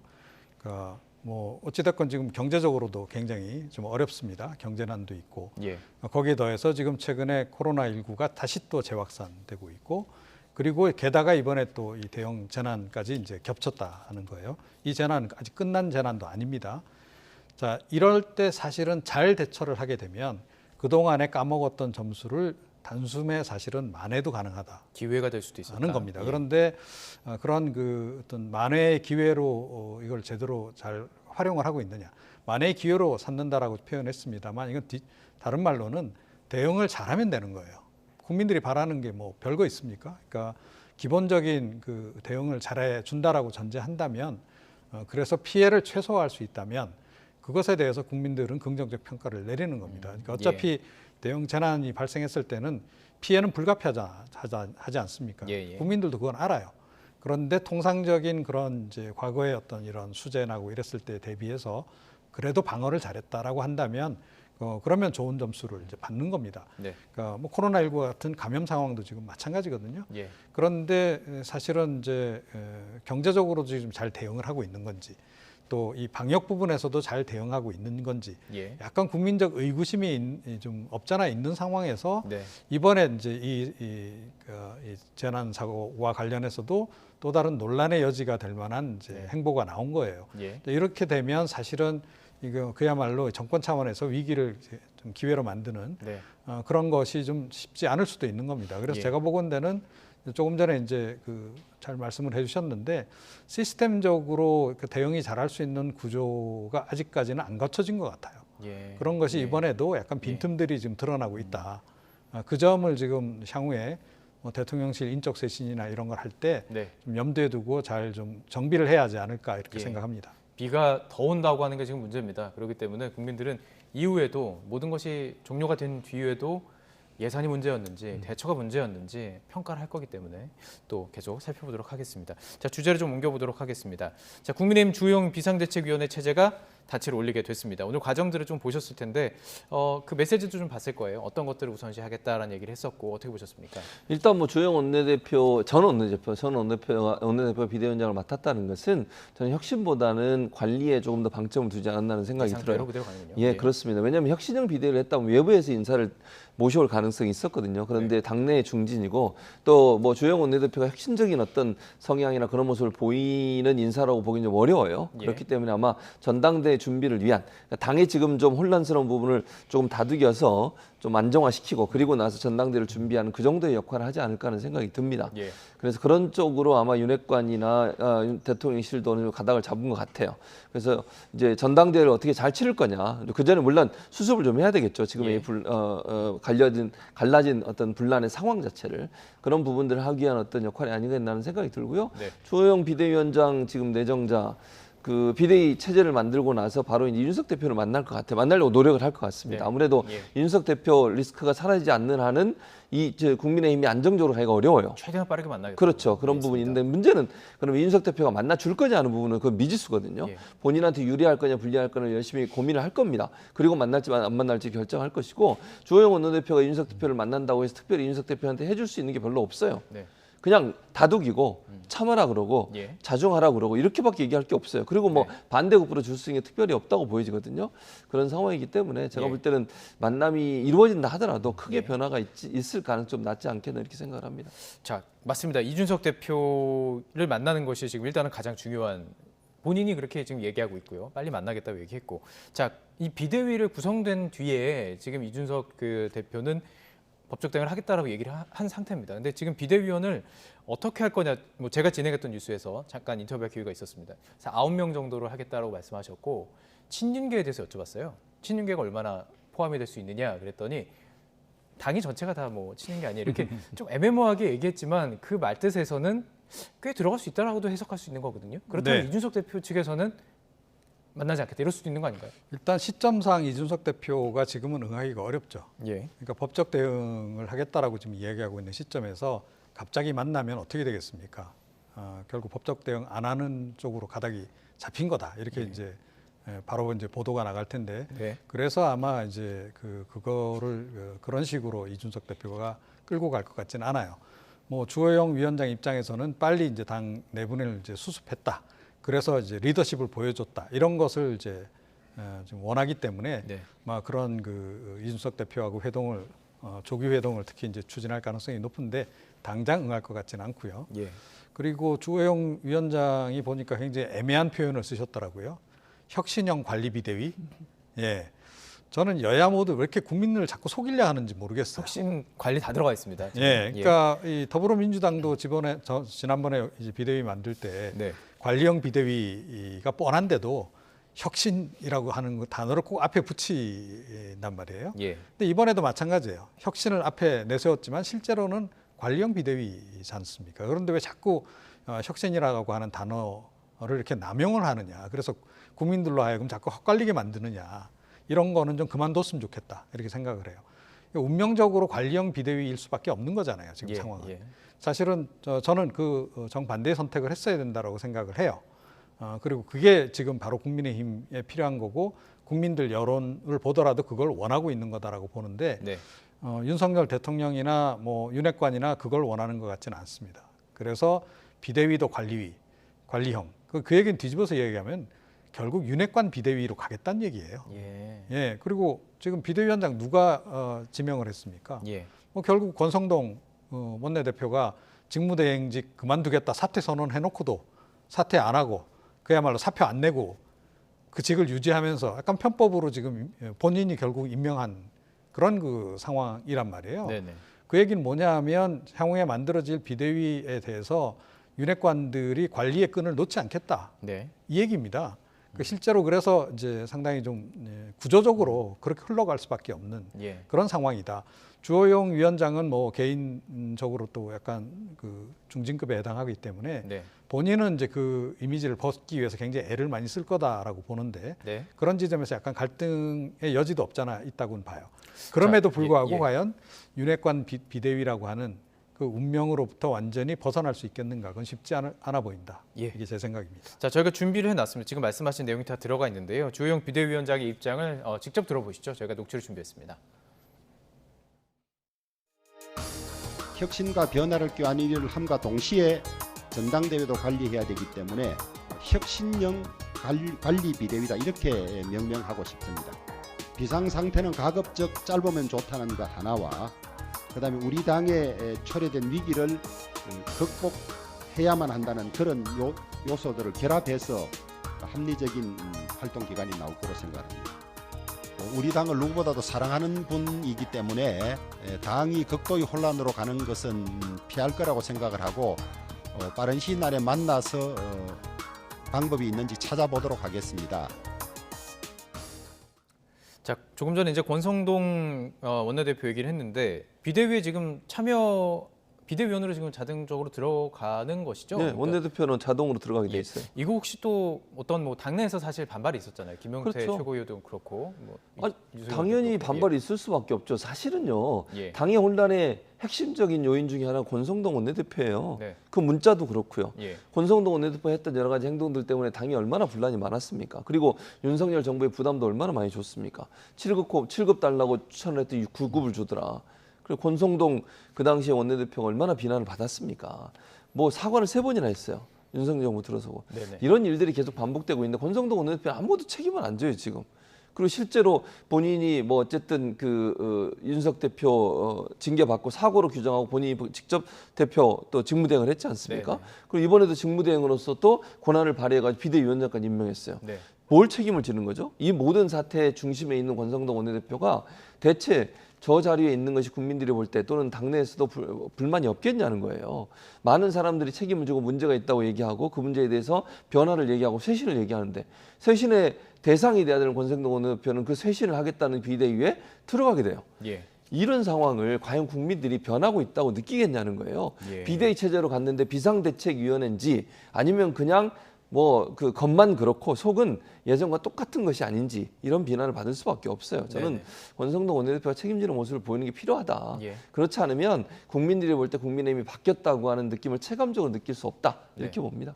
그럼 혹시 이 부분이 이준석 대표를 만나고 협상 카드로 활용될 수는 있을까요? 이제 뭐 이준석 대표를 만난 뒤에 뭐래도 뭐 협상하거나 지금 주는 건 있어야 될 거 아닙니까? 뭐 그러니까 전당대회 나올 수 있게 해준다, 뭐 약속을 한다거나 뭐 이런 것들이요. 근데 사실은 이제 진짜 그럴 마음이 있다면 진즉에 했겠죠.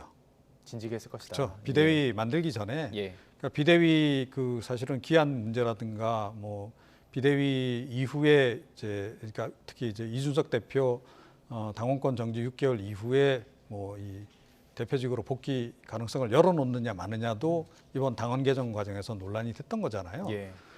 만약에 이준석 대표하고 뭔가 이렇게 타협점을 찾기 위해서 노력을 했다면 그 부분에서 다 이미 이야기가 돼서 반영이 다 돼서 이번에 비대위 출범이 이루어져야 되는 거죠. 사전에 조율이 돼서. 그런데 그런 절차가 없었단 말이에요. 그러니까 이미 일은 진행을 다 시켜놨어요. 그래서 윤핵관 비대위 띄워놓고 나서 이제 이준석 대표 달래기에 나서는 것이 과연 이게 순서상 맞느냐. 어찌됐건 뭐 이렇게 징계를 받았다 하더라도 당 대표란 말이에요.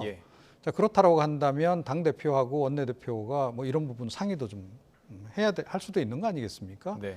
또 내지는 뭐 최소한의 어떤 중재 이런 노력도 좀 기울였어야 되는데 그런 노력은 전혀 일절 기울이지 않았다는 거죠. 그래서 이준석 대표도 지금 아직까지는 강경 모드를 유지를 하고 있는 겁니다. 네. 자, 강경 모드가 변하려면 뭔가 그러니까 이준석 대표로서 입장을 바꿀 수밖에 없는 그런 명분이라도 하다못해 줘야 되는 거죠. 예. 그런데 과연 그걸 주호영 위원장이 줄 수 있을까? 제가 보기에는 주호영 위원장도 실권은 제가 보기엔 별로 없는 그런 위원장이 될 가능성이 높기 때문에 예. 본인이 뭔가 덕담 이외에 뭔가를 줄 수 있는 상황은 아니다. 예. 그랬을 때 과연 중재가 성공할 수 있겠는가? 그것도 예. 쉽지 않아 보인다. 예. 이렇게 생각합니다. 자, 그럼 이제 앞으로 비대위원 발표가 먼저냐, 이준석 대표와의 만남이 먼저냐를 조금 관심 갖고 지켜봐도 좋을 것 같습니다. 자, 마지막 주제를 좀 짧게 짚어보도록 하겠습니다. 또 쪽지 논란이 있었습니다. 초등학교 입학 연령을 낮추는 그 학제 개편안, 이 부분에 대해서 국회에서 지금 여기가 격돌한 장면이었는데, 그러니까 그 교육부의 업무보고 과정이었어요. 네. 국회 업무보고 과정에서. 이게 언론사에 또 찍힌 거잖아요. 이게 네. 어떤 내용이었나요? 그러니까 어떤 내용이냐면 교육비서관 있지 않습니까? 대통령실의 권성현 교육비서관이 어떤 메모를 전달을 했어요. 교육부 차관이 지금 국회 교육위원회 출석을 해서 네. 이제 질의를 받고 있는 상황이었거든요. 답변하는 그 내용 중에 오늘 상임위원회에서 취학 연령 하향 논란 관련 질문에 국가교육위원회를 통한 의견 수렴과 대국민 설문조사, 학제 개편을 언급하지 않는 게 좋겠습니다. 구체적이네요. 구체적이죠. 예. 이제 구체적인 게 문제인 거예요.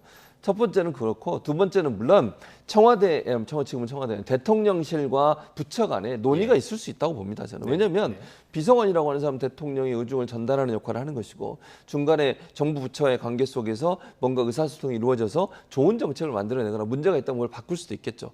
근데 저런 식으로 어떤 말을 어떤 형식으로 해라. 라고까지 구체적으로 얘기하는 건 상당히 좀 저는 부적절하다고 생각해요. 예. 예를 들면 의사를 전달할 수 있잖아요. 대통령실에서는 이렇게 생각한다. 또는 교육부에서 이렇게 하는 것에 대해서 이런 우려를 갖고 있다. 또 논의를 해보자 이렇게 얘기할 수 있지만 상임위원회 답변 과정에서 뭔가 지시하는 듯한 내용 어떤 이렇게 하라고 얘기하는 것 자체는 국민들이 볼 때는 그러면 교육부는 대체 뭐 하는 데인가? 자체적으로 할 수 있는 능력이 없는 것인가? 예. 또는 대통령실이 교육부의 모든 일을 다 일일이 다 예를 들면 간섭을 하고 영향을 미치는 거 아닌가? 이런 논란을 불러일으킬 수 있는 거예요. 그리고 저거 좀 지난번에도 권성동 원내대표는 마찬가지입니다만 좀 조심스럽게 하세요. 왜 이렇게 찍히는 거예요, 대체? 예. 그러니까 더 문제가 되는 거잖아요, 결국은. 예. 그래서 대통령실과 정부 부처는 협의하고 논의하고 또 의견을 전달할 수 있지만 네. 구체적으로 어떤 행동 하나하나까지 그렇게 구체적으로 얘기하는 것은 국민들이 볼 때는 너무 대통령실의 모든 걸 주관하는 듯한 모습을 보일 수 있기 때문에 바람직한 네. 모습은 아니라고 봅니다. 책임 장관 얘기도 있었고 물론 이제 장관 아니고 차관이긴 하지만 왜 쪽지를 꼭 들었어야 될까요? 메모지를 안 듣고 사실 그냥 대화하고 나오면 어려운 내용은 아니잖아요. 이게 기억하기는요. 근데 이번 일을 통해서 사실은 가장 우리가 좀 중점적으로 봐야 될 대목은 대통령실이 지금 제대로 기능을 못하고 있다는 게 다시 한번 드러난 점이에요. 그래요. 사전에 예. 조율이 됐어야죠. 그렇죠. 그러니까 얘기가 충분히 나오고 그렇죠. 그냥 그러니까 기억하고 갔으면 됐을 부분인 것 그러니까 같은데. 예. 이게 좀 최근에 가장 뜨거운 쟁점 아닙니까? 예.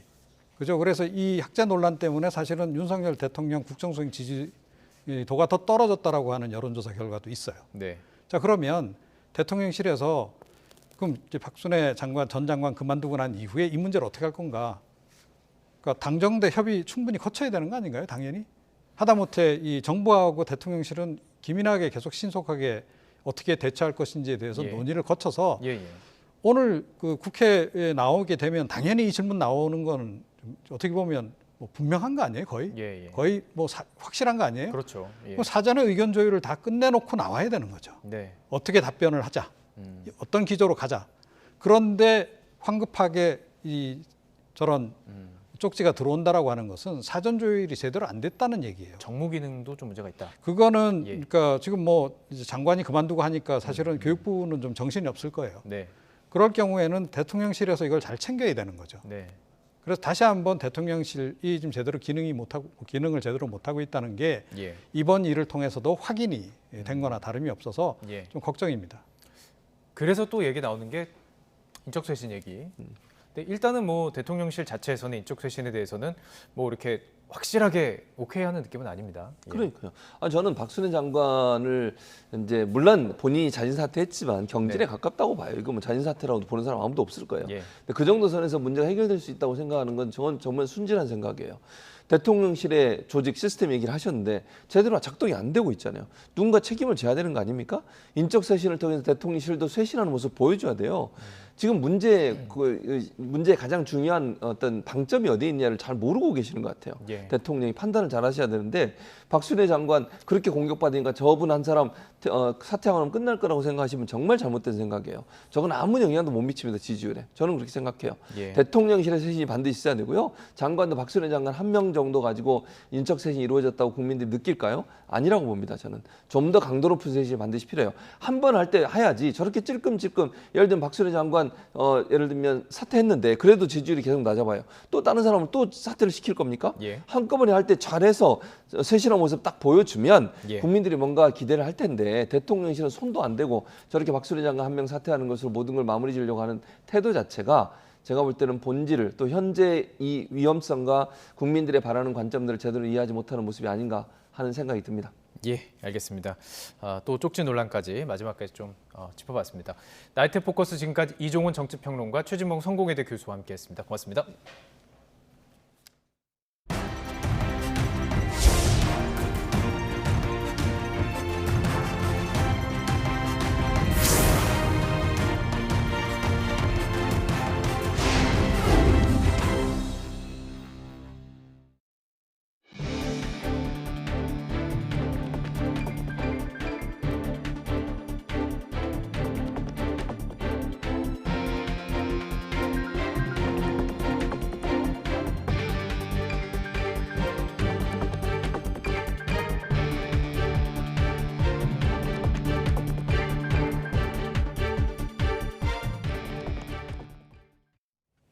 네, 계속해서 폭우 소식으로 뉴스나이트 이어갑니다. 서울에 내린 기록적인 폭우로 반지하방에 살던 일가족 3명이 쏟아지는 물을 미처 피하지 못한 채 숨지는 안타까운 사고가 있었습니다. 또 갑자기 불어난 물로 맨홀 뚜껑이 유실돼서 보행자가 빠지는 사고도 발생했는데요. 다행히 인근 시민들의 도움으로 구사일생했습니다. 김태원 기자가 취재했습니다. 발목까지 차오른 흙탕물이 쉴 새 없이 출렁거립니다. 119 구조대원들이 반지하 방범창을 떼어내려고 안간힘을 씁니다. 서울 신림동에서 갑작스러운 폭우로 반지하방에 살던 일가족 3명이 고립돼 소방대원들이 구조에 나선 겁니다. 창틀로 진입하셨어요. 그래서 처음에 현관으로 진입하거나 뭐 그런 것들이 전혀 힘드셔서 그랬는지 사람 한 명이 누우면 겨우 옆으로 해서 들어갈 수 있는 정도로 보였고, 신고 직후 구조대가 도착했지만 한가득 차오른 물이 입구를 막고 있어 진입에 어려움을 겪었습니다. 잠수 장비를 동원해 2시간여 만에야 피해자들을 구조했지만 이미 숨진 뒤였습니다. 피해자는 40대 여성 A씨와 그 딸, A씨의 언니 등 모두 3명이었습니다. A씨는 빗물이 집으로 쏟아지자 지인에게 침수 피해를 신고해달라고 요청했지만 미처 집 밖으로 빠져나오진 못했습니다. 경찰은 정확한 사고 경위를 조사 중입니다. 맨홀에 빠져 고통스러워하는 남성을 시민 여럿이 급히 끌어올립니다. 이거 저기 좀 불러서 이거 서초에 쏟아진 폭우로 맨홀 뚜껑이 유실됐는데 이를 미처 못 본 보행자가 그대로 맨홀에 빠졌던 겁니다. 소방당국은 며칠간 중부지방에 폭우가 예상되는 만큼 저지대나 반지하방 등 침수 취약 지역 주민들은 폭우 예보를 접하는 대로 안전한 고지대로 이동해야 한다고 당부했습니다. YTN 김태원입니다.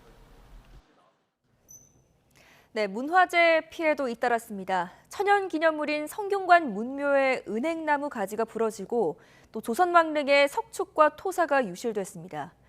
국립국악원의 공연도 연기됐습니다. 김태현 기자가 취재했습니다. 기록적인 폭우로 성균관 문묘 명륜당에 있는 은행나무 가지가 부러졌습니다. 직경 30cm의 이 가지는 폭우와 함께 불어온 강풍에 흔들리다가 끝내 부러졌습니다.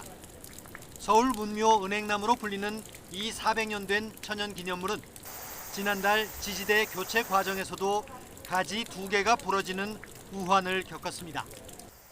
조선 왕릉을 비롯한 사적들도 피해를 입었습니다. 서울 내곡동에 있는 헌릉과 인릉은 관람로 주변 배수로와 석축 일부 구간이 유실되거나 무너졌습니다. 서울 삼성동의 선릉은 좌우측 경사면의 토사가 대량 유실됐습니다. 선릉의 성종대왕릉은 능침 입구 관람로의 토사가 유실돼 정비가 필요한 상황입니다. 조선 숙종의 후궁을 모신 남양주 영비묘는 봉분의 표면이 폭우에 쓸려 무너져 내렸습니다. 남한산성은 탐방로의 토사가 유실되고 나무 계단이 파손됐습니다. 경기 고양 서울릉과 김포 장릉의 소나무들도 폭우에 쓰러졌습니다. 문화재청은 응급 복구나 추가 훼손 방지를 위한 긴급 보수 신청을 받고 있습니다. 공연 관련 시설 침수로 국립국악원 공연 이밈진요는 12월로 연기됐습니다. 대한제국의 마지막 황실잔치를 재현한 이 공연은 오는 12일 개막을 앞두고 있었습니다. YTN 김태현입니다. 네, 이런 피해뿐만 아니라 감전으로 인한 사망 사고도 있었습니다. 많은 비가 내려서 물이 순식간에 차오르면 어디가 감전 위험 지역인지 분간하기 어려운 만큼 위험 예상 지역을 가능한 한 빨리 벗어나는 게 중요하다고 합니다. 윤혜리 기자가 보도합니다. 하천에 물이 불어나 급류가 휘몰아칩니다. 도로가 끊겼고 전신주는 물에 잠겨 힘없이 쓰러졌습니다. 보기만 해도 위험천만한 상황입니다. 실제 감전사로도 이어졌습니다. 서울 흑석동에서 가로수 정비 작업을 하던 60대 구청 직원이 감전돼 숨졌습니다. 가로수에 얽힌 통신선을 정비하다가 감전된 것으로 전해졌습니다. 많은 비가 내리면 전기가 통하기 쉬운 전신주나 가로등, 고압전선, 그리고 입간판 주변에 가까이 가선 안 됩니다. 전신주나 가로등이 쓰러져 있다면 접근하지 말고 119나 전기안전공사에 신고해야 합니다. 주택 침수 상황에서도 감전사고를 미리 예방하는 게 중요합니다. 먼저 물이 무릎까지 차기 전에 대피하는 게 좋습니다. 특히 수심이 40cm 이상이라면 곧바로 구조대에 신고해 도움을 받아야 합니다. 다만 대피 전에 시간적인 여유가 있다면 누전 차단기부터 내려 감전사고를 예방해야 합니다. 만약에 가능하시다면 집에 있는 누전 차단기라든지 이런 것들을 이제 차단하셔서 변압기를 이제 내려서 차단기를 내려서서 전기가 통하지 않게끔 조치를 해놓으시는 것들, 이런 것들은 나중에 구조라든지 후속 작업들을 할 때 훨씬 더 도움이 되는 그런. 무엇보다 대피하는 데 시간이 너무 촉박하다면 감전 위험 지역에서부터 가능한 빨리 벗어나는 게 가장 중요합니다. YTN 윤혜리입니다. 네, 이번처럼 비가 많이 오면 가장 큰 위험 가운데 하나가 바로 산사태입니다. 집중호우 때도 당연히 위험하지만 비가 그치고 난 후에도 위험하긴 마찬가지인데요. 산사태가 나기 전에 조금이라도 빨리 대피하려면 무엇보다 주위를 잘 관찰하는 것이 필요합니다. 이성우 기자입니다. 경기도 광주 남한산성 인근 마을이 산사태로 고립됐습니다. 중간에 꺾인 거. 사람과 차량이 오가는 길 입구는 토사와 나무로 막혔고 마을 전체가 평소의 모습을 찾기 어려울 정도로 쑥대밭으로 변했습니다. 근처에 있는 마을에도 흙더미가 쓸려 내려왔습니다. 흙탕물이 끊임없이 쏟아지는데 집은 물론 차량까지 모두 토사에 묻히고 침수됐습니다. 가천대 영장산 인근도 산사태로 땅이 말 그대로 아비규환의 모습입니다. 이처럼 집중호우로 곳곳에서 산사태가 발생하면서 산사태 위험이 그 어느 때보다 커졌습니다. 산사태는 가장 큰 인명피해를 낼 수 있는 재해 가운데 하나지만 산을 잘 관찰하면 피해를 줄일 수도 있다는 점을 실험은 보여줍니다. 경사도 35도의 지형에 시간당 50mm의 비가 오고 있는 상황을 가정했습니다. 물길이 땅을 패게 만들어 비탈이 갈라지더니 흙이 흘러내리고 부분적인 붕괴 현상이 발생한 뒤 10시간 만에 폭삭 내려앉습니다. 경사지가 갈라지고 흙이나 돌이 굴러내리지 않는지 잘 관찰해야 합니다. 바람이 심하지 않은데 나무가 평소보다 크게 기울었다면 산사태 가능성을 의심해야 합니다. 표토층에서 새굴이 많이 발생을 하게 돼서 구성함이 이제 이탈해서 굴러 떨어진다거나 아니면은 땅이 밀리는 현상이 관찰된다거나 나무가 심하게 기울거나 흔들리면은 우선 대피하는 것이 바람직하다. 경사면에서 갑자기 많은 양의 물이 솟아도 긴장해야 합니다. 땅속에 물의 함량, 함수율이 매우 높아졌다는 의미입니다. 산사태 주의보는 토양의 함수율이 80% 도달 때 발령되며 경보는 함수율이 100% 도달 때 내려집니다. 땅속에서 울림이 들린다면 집안이 이미 무너지고 있다는 신호이기 때문에 즉각 대피해야 합니다. 비가 올 때는 기상 상황과 함께 산림청의 산사태 경보를 상시 확인하고 대피로와 대피 장소를 미리 파악하는 것이 좋습니다. 또 대피할 때는 화재 같은 2차 피해 예방을 위해 가스나 전기는 차단하는 것이 중요합니다. YTN 이성우입니다. 이번 폭우로 차량 5,000대가 침수돼서 600억 원 이상 손해가 발생한 것으로 추산됩니다.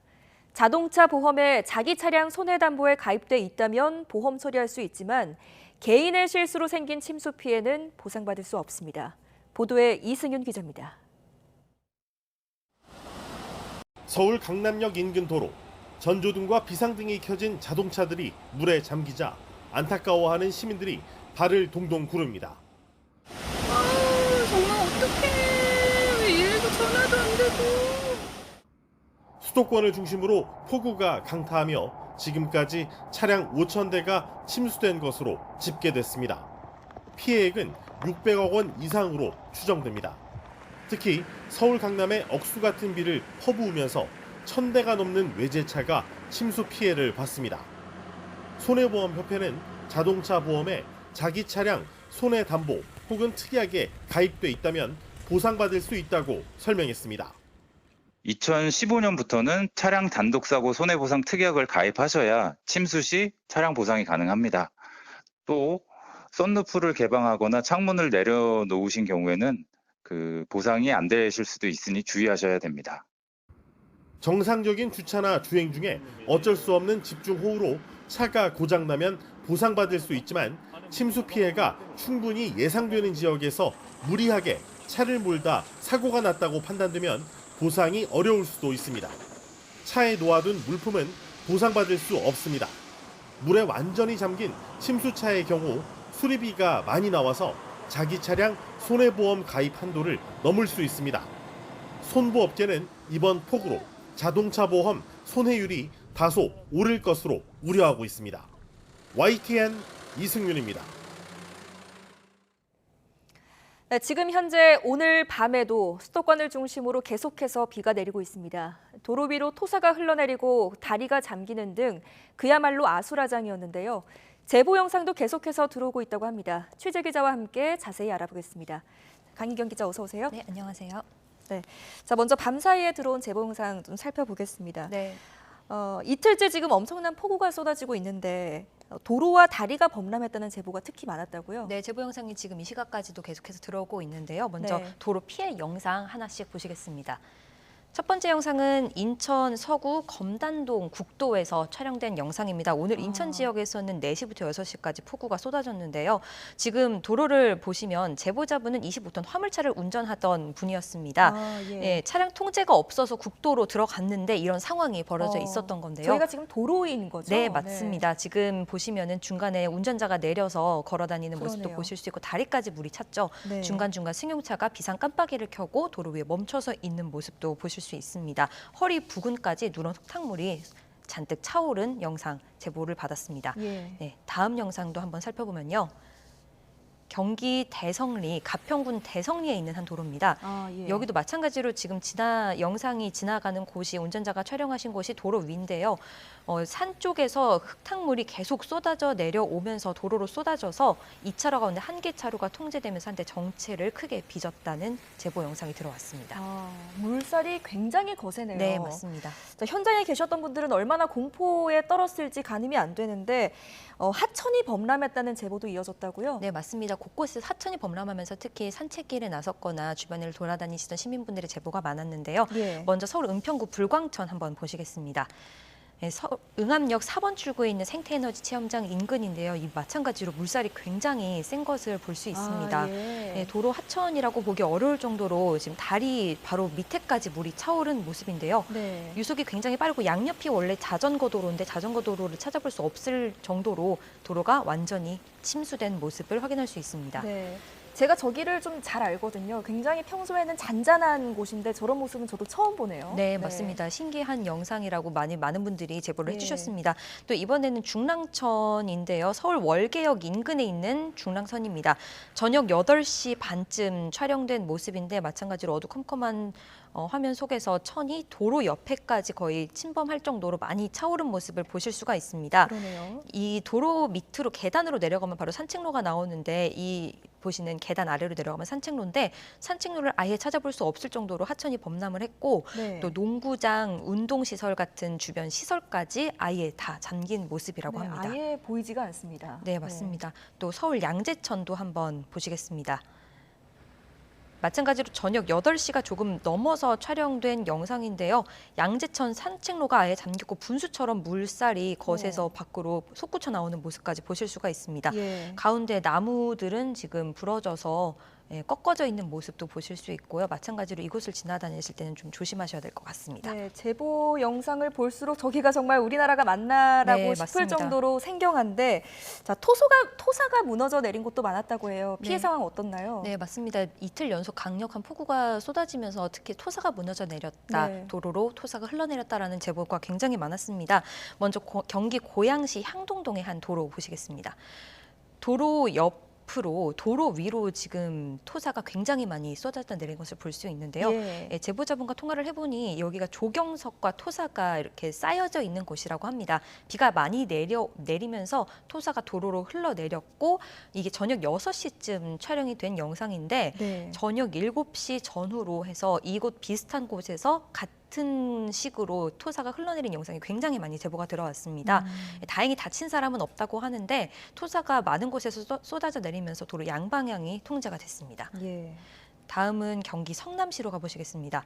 제보자분이 보내온 블랙박스 영상인데요. 네. 영상을 잘 보시면 도로로 가는 중에 앞부분 검은 부분이 아예 도로가 사라져 있는 모습입니다. 예, 저희가 꺼져 있군요. 네, 도로가 예. 움푹 꺼져 있는데 제보자분이 블랙박스 영상을 보내주신 거거든요. 네. 통화를 해보니까 아래가 이제 산 도로 속에 있는 도로고 예. 산 아래에 있는 토사가 무너져 내리면서 아스팔트 도로가 같이 꺼진 상황이라고 알려오셨습니다. 굉장히 위험했을 것 같아요. 네, 또 바로 심지어 옆쪽에는 아예 아래가 보이지 않을 정도로 깊은 낭떠러지라고 해서 자칫 큰 사고로 이어질 수도 있는 상황이었는데요.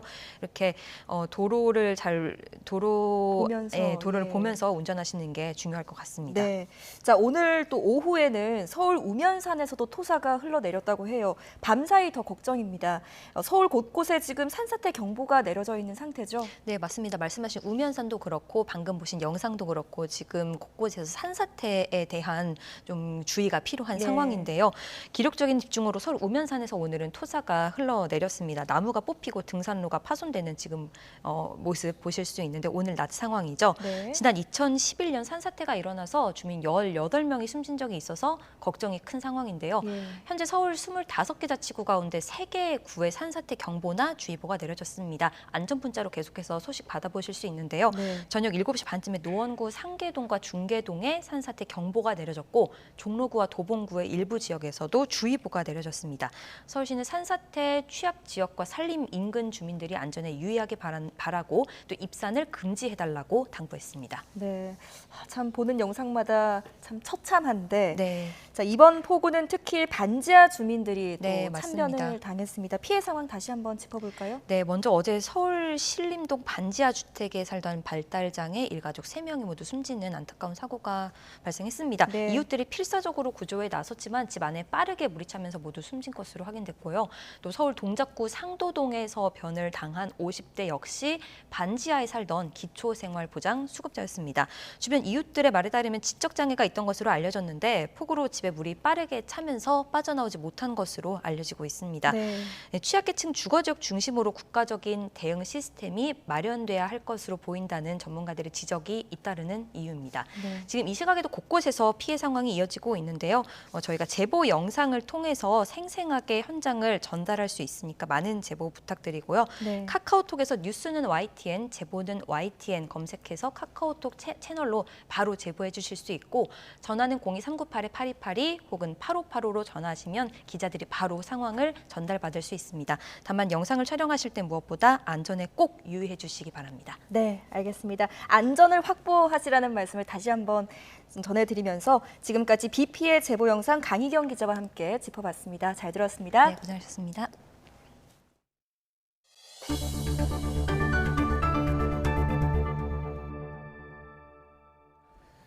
이재명 의원의 인천 계양을 셀프 공천 논란과 총선 공천권을 두고 더불어민주당 당권 주자들이 또다시 공방을 벌였습니다. 박용진 후보는 이 후보를 향해 계양을 공천이 당의 요청이 아닌 셀프 요청이 아니었느냐고 지적했고 강훈식 후보도 이 후보가 당대표가 될 경우 공천 학살에 대한 공포가 있다고 추궁했습니다. 직접 들어보시죠.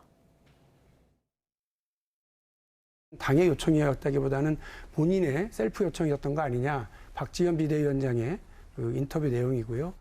적어도 어떤 해명을 하시거나 아니면 사과를 하시거나 라고 하는 게 정치적 책임의 한 부분이라고 저는 생각을 하는데 당의 여러 가지 복잡한 논의 과정을 거쳐서 어떤 결정이 이루어지는 과정에 제가 의견을 낼 수 있죠. 그러나 최종적으로는 어쨌든 선대위원장 문제를 포함해서 당이 공식적으로 요청한 건 맞지요.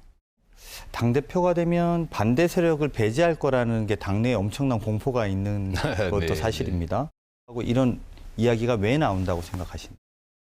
아무래도 이제 제가 여의도에서 오래 활동한 사람이 아니고 이제 그 바깥에 지방 행정을 주로 했던 사람이라 그 이질감 때문에 그럴 수 있을 것 같습니다. 근데 성과를 내는 것이 그러니까 억압하고 뭐 일방적으로 지시하고 이렇게 해서 되는 게 아니거든요. 그렇게 했다면 전두환이가 훨씬 더 많은 성과를 냈을 수 있습니다. 경기주택도시공사 GH 합숙소를 이재명 더불어민주당 의원이 대선 당시 선거사무소로 부정 사용했다는 의혹과 관련해서 경찰이 GH 본사를 재차 압수수색했습니다. 경기 남부경찰청은 오늘 경기 수원시 권선구 GH 본사와 판교사업단의 수사관을 보내 정오부터 6시간가량 관련 자료를 확보했습니다. 이번 압수수색은 지난 6월 30일 1차 압수수색 이후 40여일 만입니다. 코로나19 여름 재유행 이후 처음으로 15만 명에 육박하는 최다 확진자가 나왔습니다. 방역당국은 휴가철 이동량과 접촉이 늘면서 유행폭이 증가하고 있다며 주의를 당부했습니다. 이형원 기자입니다. 주말 영향이 끝나면서 15만 명에 육박하는 신규 환자가 나왔습니다. 전날보다는 9만 명 넘게, 일주 전보다는 1.3배 급증했습니다. 유행 증가세 둔화가 멈칫하면서 지난 4월 이후 118일 만에 최다 규모를 기록한 겁니다. 휴가철의 영향으로 그 이제 사회적인 이동 그리고 접촉이 이제 빈번해지고 있습니다. 그러면서 증가폭이 이제 다소 커지는 양상으로. 재감염 추정 사례가 늘고 있는 것도 유행 규모에 영향을 주고 있습니다. 지난달 첫째 주 3천 명대에 그쳤던 재감염 환자가 넷째 주에는 2만 9천 명 가까이 나와 주간 확진자의 5.4%를 차지했습니다. 시간이 지나면서 면역력이 떨어지는 데다 면역 회피력이 큰 BA.5 변이 검출률이 70%를 훌쩍 넘길 정도로 빠르게 확산하면서 재감염자가 속출하고 있는 겁니다. 방역당국은 백신을 맞는 횟수가 늘수록 재감염 위험도가 낮아진다며 예방접종을 거듭 당부했습니다. 재감염 최소화를 위해서 최초 감염 이후에도 방역 수칙을 철저히 지켜주시고 권장 시기에 맞추어 백신 접종을 받아주기를. 유행 증가폭이 다시 커지면서 기존 정점 예측치도 달라질 전망입니다.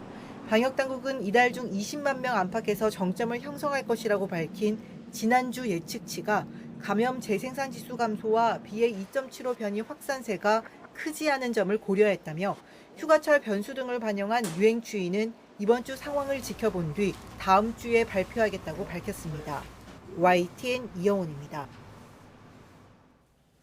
방역당국이 비수도권의 코로나19 주간 위험도를 15주 만에 높음 단계를 올렸습니다. 중증과 사망으로 진행할 위험이 큰 60세 이상 환자가 증가하고 중환자 병상이 점점 차고 있기 때문입니다. 김평정 기자입니다. 지난주 코로나19 확진자의 절반 가까이는 20대부터 40대까지 젊은 층에서 나왔습니다. 그러나 60세 이상 고령층 환자도 최근 비중을 계속 키우고 있습니다. 지난달 둘째 주에 13%대에 머물던 60세 이상 확진자 비율이 꾸준히 상승하더니 지난주에는 20%를 넘은 겁니다. 특히 70세 이상은 발생률이 한 주 사이 1.5배나 급증했습니다. 감염 취약 시설의 발생과 집단 발생의 증가 추세, 3차 접종 후 시간의 경과, 60세 이상 확진자의 규모와 비중이 증가 중입니다. 고위험군인 고령층 환자가 늘면서 위중증과 사망 역시 증가해 지난주에는 전주 대비 증가율이 각각 36%와 22%에 달했습니다. 중환자 병상 가동률도 전국과 수도권은 30% 후반까지 올라왔고 비수도권은 40%를 넘었습니다. 비수도권은 병상 규모가 수도권의 절반 수준이기 때문에 앞으로 더 빠르게 찰 수 있습니다. 이런 이유로 정부는 코로나19 주간 위험도를 전국과 수도권은 중간 단계를 유지했지만 비수도권은 15주 만에 높은 단계로 올렸습니다. 정부는 6,300여 개의 전담 병상 외에도 일반 병원의 병상도 활용할 수 있도록 대응 체계를 강화하고 있습니다. 또 중증 진행을 막는 효과에도 불구하고 현재 상급 종합병원에서는 전국에서 2곳만 처방 쓸 적이 있는 등 처방률이 떨어지는 먹는 치료제 사용도 계속 독려했습니다. 팍스로비드 등 먹는 치료제 94만 명분을 추가로 도입하고 원내 처방기관과 담당 약국을 늘리는 한편 추가로 제도적 기반을 마련할 방침입니다. YTN 김평정입니다. 중국과 타이완 사이에 군사적 충돌 가능성이 커지는 가운데 일본 역시 불똥이 튈까 긴장하고 있습니다. 일본 자위대는 펠로시 하원 의장의 타이완 방문 중 이런 충돌 상황을 가정해서 무력 행사 훈련도 실시한 것으로 나타났습니다. 도쿄 이경화 특파원이 보도합니다. 지난 2일 펠로시 미 하원 의장은 중국의 강력한 반발에도 불구하고 타이완을 방문했습니다. 같은 시기 환태평양 연합군사훈련 림팩에 참가한 일본 자위대는 이례적인 훈련을 실시했습니다. 밀접한 관계인 다른 나라가 공격받아 일본의 존립과 일본 국민 안전이 위협받을 때를 상정한 훈련입니다. 정부가 이른바 존립위기 사태로 규정하면 자위대는 집단 자위권을 행사해 반격할 수 있습니다.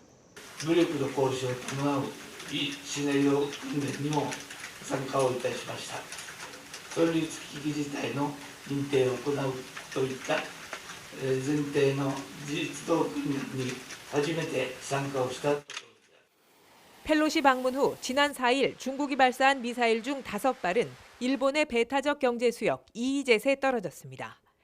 기시 방위성 장관은 중국이 의도적으로 이 지역에 미사일을 떨어뜨린 것으로 본다고 밝혔습니다. 미국과 함께 대중국 견제에 앞장서는 일본에 일종의 경고장을 보낸 것으로 받아들인다는 얘기입니다.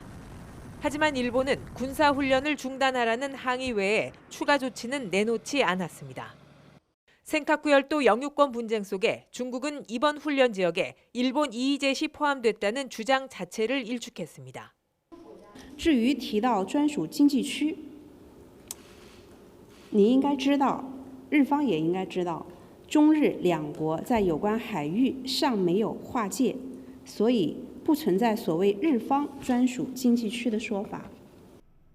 센카쿠 열도 주변에는 거의 매일 중국 정부 선박이 나타나 위세를 과시하고 있습니다. 지난 2010년처럼 이 지역에서 중국 어선과 해상보안청 순시선이 충돌할 가능성도 배제할 수 없는 상황입니다.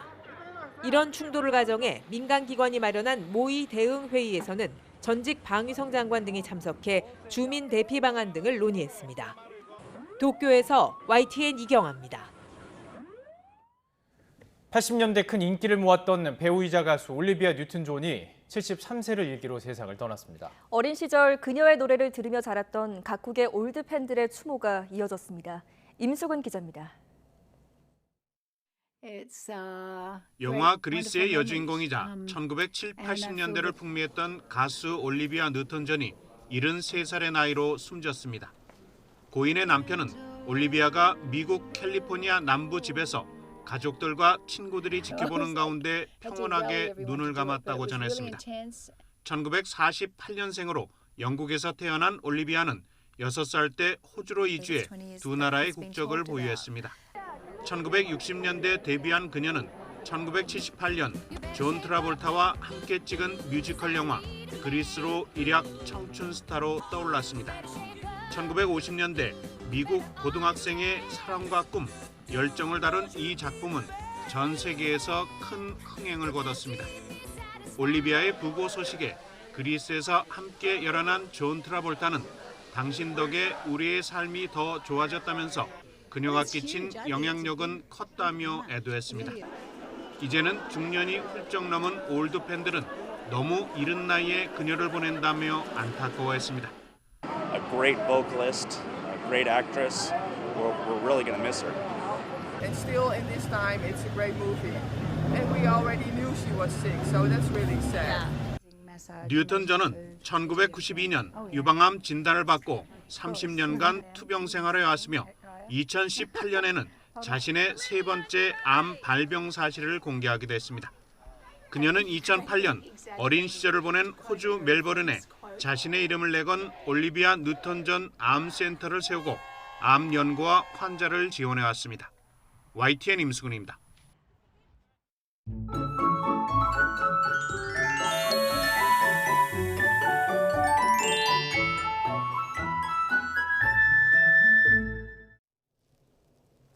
기록적인 폭우, 좀처럼 끝날 기미가 보이지 않습니다. 지금도 중북부를 중심으로 강한 비구름대가 분포해 있는데 특히 경기도 포천과 강원도 화천에는 시간당 30mm 안팎의 장대비가 집중되고 있습니다.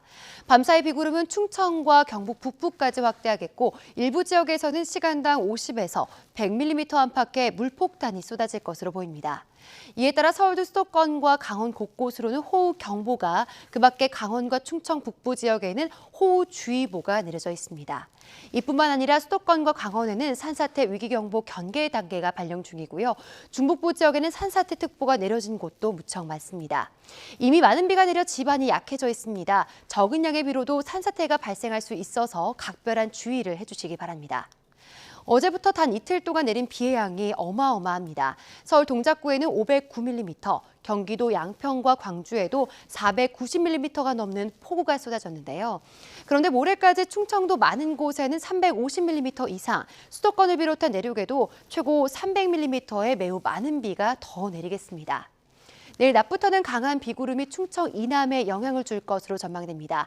이번 비는 목요일까지 주로 중부지방에 집중되겠고요. 다음 주 초반 또다시 중부지방에 비가 내릴 가능성이 있습니다. 날씨였습니다. 네, 이상으로 뉴스나이트 마치겠습니다. 함께해 주신 여러분 고맙습니다.